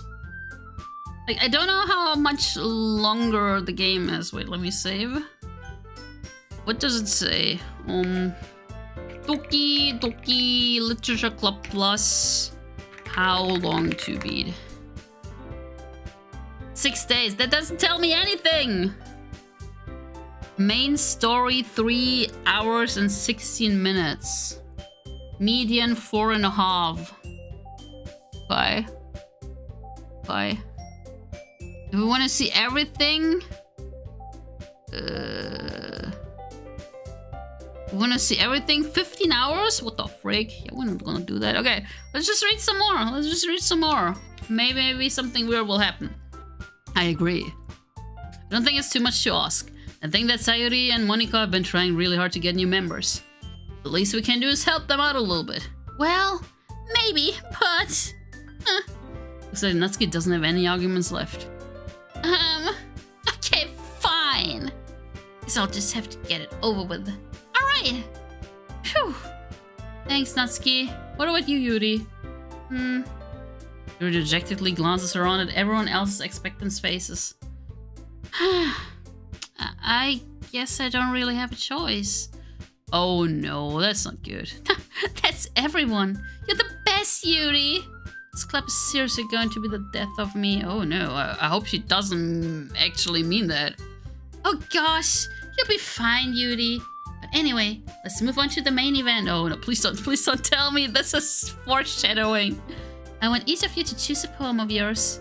We're going to practice reciting them in front of each other. No way! Monika, it's too sudden.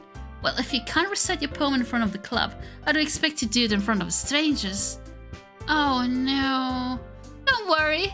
I'll start off to help everyone feel a little more comfortable. Can I go next? Of course. Now let's see. Monika flips through her notebooks to the specific poem she has in mind for herself. She then stands behind the podium. The title of this poem is The Way They Fly. Ahem. Monika begins reciting her poem. A clear, confident voice fills the room. More than that, her inflection is pristine. She knows exactly how to apply emotion behind each line she recites, bringing the words to life. Is this something she's done before, or is she simply a natural? I glance around me. Everyone has their eyes on Monika. Sayuri looks amazed. Yuri has an intense expression on her face that I don't understand. Finally, Monika finished the recitation. 4 of us applaud. Applaud! Pachi, pachi, pachi! Monika takes a breath and smiles. That was so good, Monika! Thank you very much. I was just hoping to set a good example. Are you ready to go next, Sayuri? I'll go next. Here's fight up all of a sudden. Yuri closes a sheet of paper between her hands and stands up. With her head down, she walks quickly over to the podium. This poem is called... Yuri anxiously glances at each of us. You can do it, Yuri. It's called Afterimage of a Crimson Eye. Yuri's voice shakes as she starts reading the poem. Just a moment ago, she practically refused to do this. Why is she suddenly putting in so much effort? Cause she's trying to rizz us up, guys. She's trying to rizz us up. As Yuri gets past the first couple of lines, her voice changes. Almost like what happens when Yuri gets absorbed into her books. The quivering words transform into the sharp syllables of a fierce and confident woman. The poem is full of twists and turns and structure that she enunciates with perfect timing. This must be a rare glimpse into the whirling fire Yuri keeps concealed inside her head. Suddenly, she's finished. Everyone is stunned. Yuri snakes back into reality, glances around her, she bewildered even herself. It's up to me to save the situation. I'm the first to start applauding. Pachi, pachi, pachi, pachi, pachi. Everyone joins me afterwards and we give Yuri the recognition she deserves. If that's not what we didn't want to applaud for her. We were caught so off guard that we must have forgotten. They forgot. We applaud. Yuri holds the poem to her chest and rushes back into her seat. Yuri, that was really good. God freaking damn it. I said Yuri. I did not say Siri. Thank you for sharing. Looks like Yuri is down for the count. Okay, I guess I'm next then. Sayuri hops out of their chair and cheerfully walks to the podium. This one's called My Meadow. Ah. Sorry, I giggled. Sayuri. It's a lot harder than I thought. How did you guys do it so easily? Ah, try not to think of it like you're reciting to other people. Imagine you're reciting it to yourself, like in front of a mirror or in your own head. It's your poem, so it'll come out the best that way. I see. Okay then. Sayuri begins her poem. Somehow it feels like her soft voice was made as a perfect match. The poem isn't aimless and cheery like Sayuri's. It's serene and bittersweet. If I were to read this on paper, I probably wouldn't think much of it. Hearing it come from Sayuri's voice almost gives it a whole new meaning. Maybe this is what Sayuri meant when she said she likes my poems. It's like I get to reach more deeply into someone I thought I knew through and through. Sayuri finishes and we applaud. I did it! Good job, Sayuri. Even Sora liked it. Yeah, that's a good sign. What does that even mean? Came out nicely, Sayuri. The atmosphere of the poem fits you really nicely. It might be that other poems wouldn't work quite as well with that kind of delivery. I don't really understand. In other words, I've seen poems of yours when that sort of gentle delivery wouldn't work as well. They might need a little more force behind them, depending on what you're reading. Oh, I know what you mean. Well, I've been practicing that kind of thing. It's just embarrassing to do it in front of everyone. The next time I'm going to make you pick a poem that challenges you a little more. We don't have much time before the festival, you know? Okay. Now, who's next? Natsuki? Don't make me go before Sora. It's not like I can compare to you guys anyway. Might as well let Sora lower everyone's standards a little before I have to do it. Natsuki. It's fine, it's fine. Might as well get it over with, but it's not like I have much of a selection of what to read. I'll just have to go with what I wrote for today. Stand up and step in front of the podium. Everyone has their eyes on me, making me feel terribly awkward. I recite my poem. So I'm not exactly confident in my own writing and start to put energy into it. Despite that, once I finish, I receive applause anyway. Sorry, I'm not really as good as everyone else. Don't worry about it so much. I think it's less about your abilities and more about your lack of confidence in your writing. That's something that'll improve over time, though. Yeah, maybe. Alright then. That just leaves you, Natsuki. Yeah, I'm going. Natsuki begrudgingly gets out of her seat and makes her way to the podium. The poem is called... It's called... Why are you all looking at me? 'Cause you're presenting. Anyway, the poem is called The Jump. Oh no, please don't tell me she's gonna jump from a building. Natsuki takes a breath. When she starts reciting the poem, her sour attitude disappears a little. If she's still a little unenthused, her poem has a rhythm and a rhyme to it. Natsuki's trademark style, and it works surprisingly well when she's spoken aloud. The words feel like they bounce up and down as if giving life to the poem. Natsuki finishes and everyone applauds. She hops back to her seat. That wasn't so bad, was it? Easy for you to say. You better not make me do that again. Ah, well. You at least feel prepared enough to recite a poem in front of other people. I mean, doing it in front of other people would be way easier. I could put on whatever face I want for other people. Or it's just my friends. It's just embarrassing. It's just a surprise, Natsuki. I think it would be the other way around for me. Well, that's just how it is, so... Well, I guess in that case, you won't have much to worry about for the festival. That said, I want to thank everyone for coming through. It might be hard, but I hope that you all have an idea of what it's like. Guys, I really hope I don't have to write another poem. Make sure you pick a poem and get enough practice before the festival, okay? I'll be making pamphlets to let me know ahead of time what you'll be reciting. Jeez. I should probably find some other poem to recite instead. That's fine too. Doesn't have to be your own. I'm already pleasantly surprised that you're putting in all of the support for the club. It makes me really happy. Oh yeah, no problem. Okay, everyone. I think that's about it for today. I know the festival's coming up, but let's try to write poems for tomorrow's... No! Oh, this is suffering. It's suffering. It's been working out really nicely so far. I'd like to continue that. For the festival, we finish planning tomorrow, and then we'll have... Oh, that means we'll have another day before things go to shite. Monday's the big day. I can't wait. I can do this. I can do this. Alright. I sign off. There's no way I'll be able to find the same enthusiasm as Sayori and Monica, but I'll do my best to get through it. More poems? No. If it's for the sake of the club and impressing Monica, then I'll have to do my best. Ready to go, Sayori? Yep. Look at you two always going home together like that. Kind of adorable, isn't it? Jeez, you guys. Don't make me such a big deal of it. It must be a little nice, though. Well, how am I supposed to respond to that? It's okay, sorry, you don't have to say it. Whatever, let's go already. Oh my god, we're risking like every single female on. I will come with Sayori once more. Even though it's only been a few days, a lot of things have already changed. Today, Sayori is being a little quieter than usual on the way home. Hey, Sayori. Sorry, I was spacing out. Oh, no wonder. So going for a harem ending or something? I don't know, man.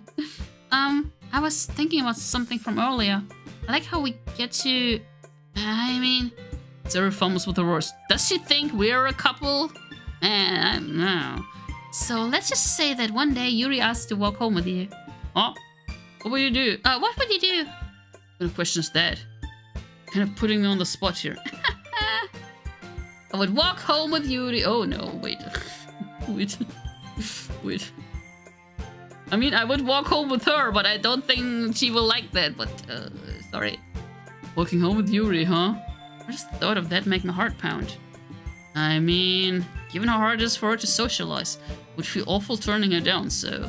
Isn't that so beautiful and smart? It has nothing to do with what I just said. She admitted it. Jeez. There's not even any point in speculating something that's never going to happen. Well, maybe. But I just like to think about it. It's not long before you won't need me anymore, you know? Did you see? This is like the poem thingy, right? Where she's like, okay, I'm gonna put all of the happy out of my brain and give it to my friends. So we're like doing the same to her right now, right? We're gonna take all of her happy and then we're gonna leave her broken. I think that's the thing that's happening here, right? Sayori, can't figure out how you're seeing things in your head right now. Sorry. Everyone's different. No one in the club is a replacement for you. If you say so. Conversation trails off and I'm left feeling awkward. It was kind of her fault for trapping me with such a weird question. We're kind of an asshole, aren't we? Aren't we? I just can't lie to her. If there's something that makes her happy, I would hate to take that away from her. But I said there's no point in speculating. Then again, the festival's only a few days away. Who knows what will happen in that time? Don't want to write a poem again. Oh no. Okay. Existence. Melancholy. Maybe also eternity. Oh yeah, we're raising up Yuri. Whisper? Break. Imagination. Journey. Philosophy. We had the Starscape, right? Yes. Frightening. Should we go for anger? Frick. Inferno. Yes. Agonizing. I'm getting good at this. Graveyard. Misfortune. Freak. Ambient. Lecter, thank you so much for your sub. Thank you. Okay, explode. Headphones? Freak. Determination. Chocolate? Freak. Oh no, we're raising up the wrong girl.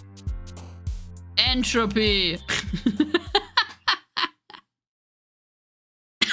Oh god, my voice is giving out so much. Oh man, I'm the last one here again. Where I just walked into. Were you practicing piano again? Yeah. Must have a lot of determination. Starting this club and now picking up...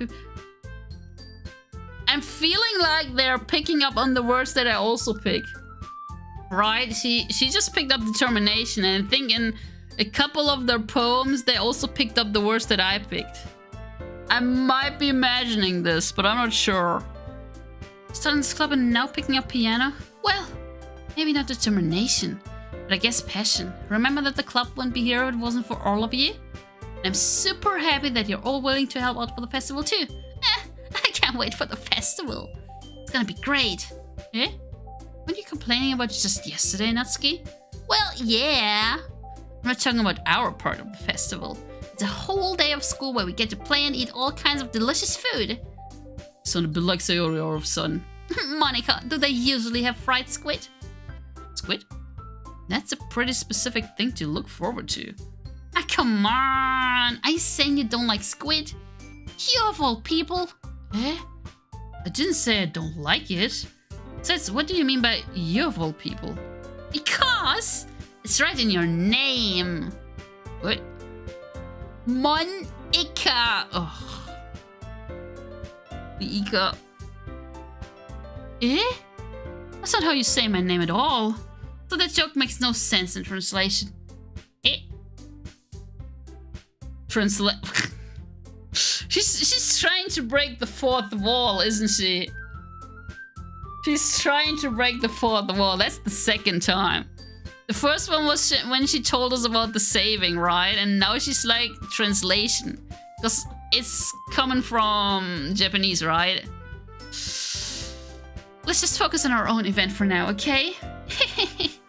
Fine. Your reactions aren't as fun as Yuri's or Sayori's anyway. Excuse me? Where's Sayori anyway? Oh, there you are. Sayori's sitting at a desk in the corner of the room, looking down at nothing. I walk over to her. Hey, Sayori! I wave my hand in front of her face. Eh? You're spacing out again. Sorry. Don't mind me. You can go talk to everyone else. Oh no, is that because I rejected her? Is everything alright? Of course. I wouldn't be. Just feels like you're a little off. Sorry for assuming things. Jeez, you worry too much about me. I'm fine, see? Sayori shows me a big smile. Don't let me distract you from having fun with everyone. Well, alright. Oh no, she's depresso! If you say so. I hurriedly glance at Sayori before turning back towards everyone. Oh, she's depresso. The conversation is already dispersed with everyone back at the usual activities. Maybe I should ask Monica if she's noticed anything about Sayori recently. As they've been preparing for the festival, they must be spending a lot of time together. Timidly approached Monica, shuffling through some papers at her desk. Sora, what's up? Hey, this might sound a little strange, but have you noticed anything up with Sayori recently? Anything up with her? In what way do you mean? Maybe I'm reading into it a little too much, but she seems a bit downcast today. Oh, you think so? I can't say I've noticed anything about her. Monica peers across the room at Sayori, who is idly dragging a rubber eraser up and down her desk. Maybe there's something on her mind. But I'm surprised I'm not the one asking you, Sora. You certainly know her a lot better than I do. Yeah, but she's never really like this. She's always talked to me about things that bothered her. This time when I asked her, she was really dismissive. Sorry, I know it's not your problem. Just want to ask if you knew anything, so I'll drop it now. No. It's important to me too. I mean, I'm also friends with her. Also care about the well-being of my club members, you know? Maybe I tried talking to her myself. You sure about that? Seems like she wanted to be left alone. Are you sure? Maybe she just had a hard time bringing it up with a person of interest. It's because I rejected her person of interest. What do you mean by that? I'm saying that maybe the thing on her mind is you, Sora. Me? How on earth would you come to that conclusion? Well, probably shouldn't say too much, but Sayori talks about you more than anything else, you know? She's been so much happier ever since you've joined the club. It's like an extra light was turned on inside of her, and I took it away. Yoink! What? Wait, Sayori is always like that. She's always been full of sunshine, but any different now than it always has been. You're so funny, Sora. You thought that maybe you've always seen her as so cheerful? Because that's just how she is when she's around you? Huh. I said too much. I'm sorry, what do I know anyway?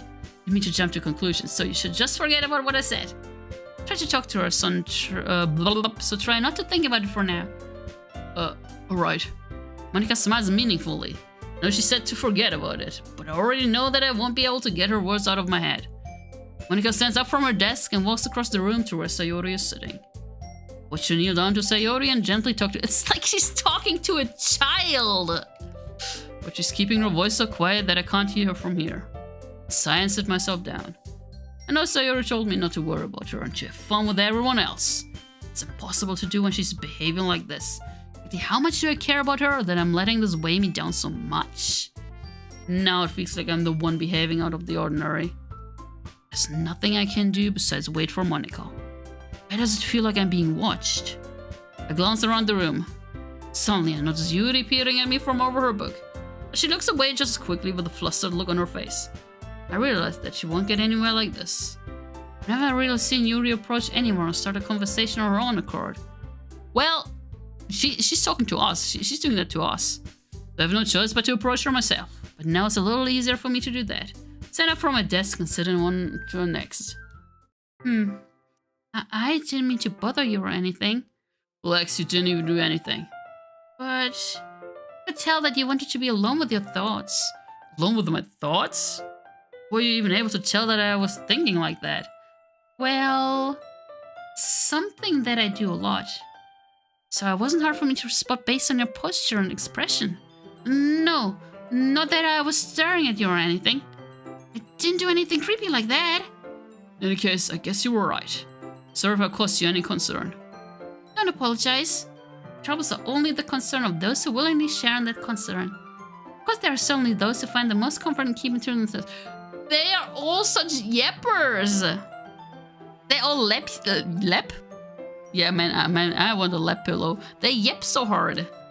But if you would prefer to share what's on your mind, then I would be glad to listen. Oh, it's really not a big of a deal. I was just feeling a bit uneasy about Sayori. Sayori? Yeah, she seems a little off today. When I asked her about it, she didn't want to admit it to me. So I can't help but wonder if something happened to her. Oh, it's quite romantic. Eh? So sorry. I didn't mean to say something stupid. Not that, I just didn't want you to misunderstand. Sayori and I have just been friends for a long time, that's all. Ah, I see. And perhaps it is unusual for her to be dismissive to you about her feelings. Or maybe I'm just reading into it a little too much. Sora, the world is full of meaning, often hidden deep beneath plain sight. There are many untold mysteries behind every person, no matter how well you may know them. Oh, you think that there might be something behind it after all? I think that Sayori is a very complex person. Her mannerisms on the outside don't always match what may be going on the inside of her head. And she may not always know what she wants. I noticed her strange behavior today too. Also feel some concern for her. In your case, it looked like she was fully occupying your thoughts, wasn't she? Well, I guess that was the case. Sayori, she really means a lot to you, doesn't she? I guess. Don't need to put it that way. We're just good friends, that's all. She suddenly looks deeply into my eyes, her expressions gentle and curious. She was searching for something. Embarrassed, I avert my gaze. Sometimes, persons mysterious are untold even to themselves. And you, as someone honest and caring, may uncover feelings you weren't aware were in you. No, I only have feelings for you, Yuri! Whether that is... I think that she would be very fortunate... Oh, she would be a very fortunate person. To have you feel that way about her. Yuri, giving me too much credit. The only person I love is you. I'm a pretty simple guy, so I think I'm pretty good at understanding my own feelings. I'm not nearly as sophisticated as you. That's not a compliment, is it? Just what it is. It is what it is. I see. Anyway, as long as we're here, why don't we do some reading? Well, as long as you're okay with it. Yeah, should be taking my mind off this whole thing anyway. Yeah, but we're gonna... I think we're gonna end it here for today. Yeah, we're gonna end it here for today. Because my voice is getting destroyed. Okay. The funny thing is, if I do this, if I do the extra DDLC, look at that. Then we get here. Seems to be side stories. No, we're not gonna do that. Parallel to the events of the main game to get all successors who are writing poems with different characters. Wait, really? We got that? Oh god.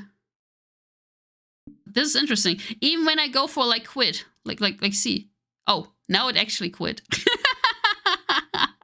Wait, now it actually quit. Wait, let me boot it up again while I'll look for someone to to raid into. Okay,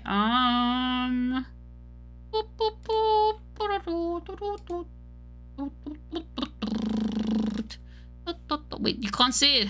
Excuse me. OBS. OBS. There we go. There we go. Okay, let me see. Who could we raid into? Do we want some?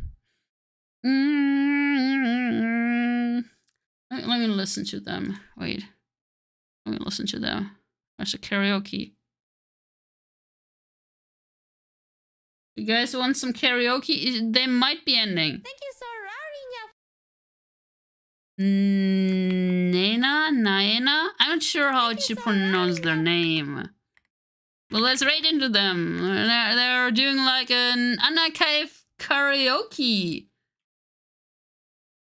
Oh, it's a really cute model.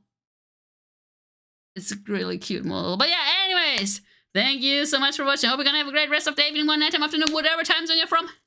And maybe I will see you tomorrow for some Resident Evil. If my voice is still there. Anyways, boy. Oh yeah, I will be playing more of Doki on Saturday, Valentine's Eve, where I'm also gonna be part of Camille's Cute Girls whatever something concert. It's a great concert. There are over 60 amazing VTubers singing in that concert, all having a duet with the Captain Camille. But yeah, bye.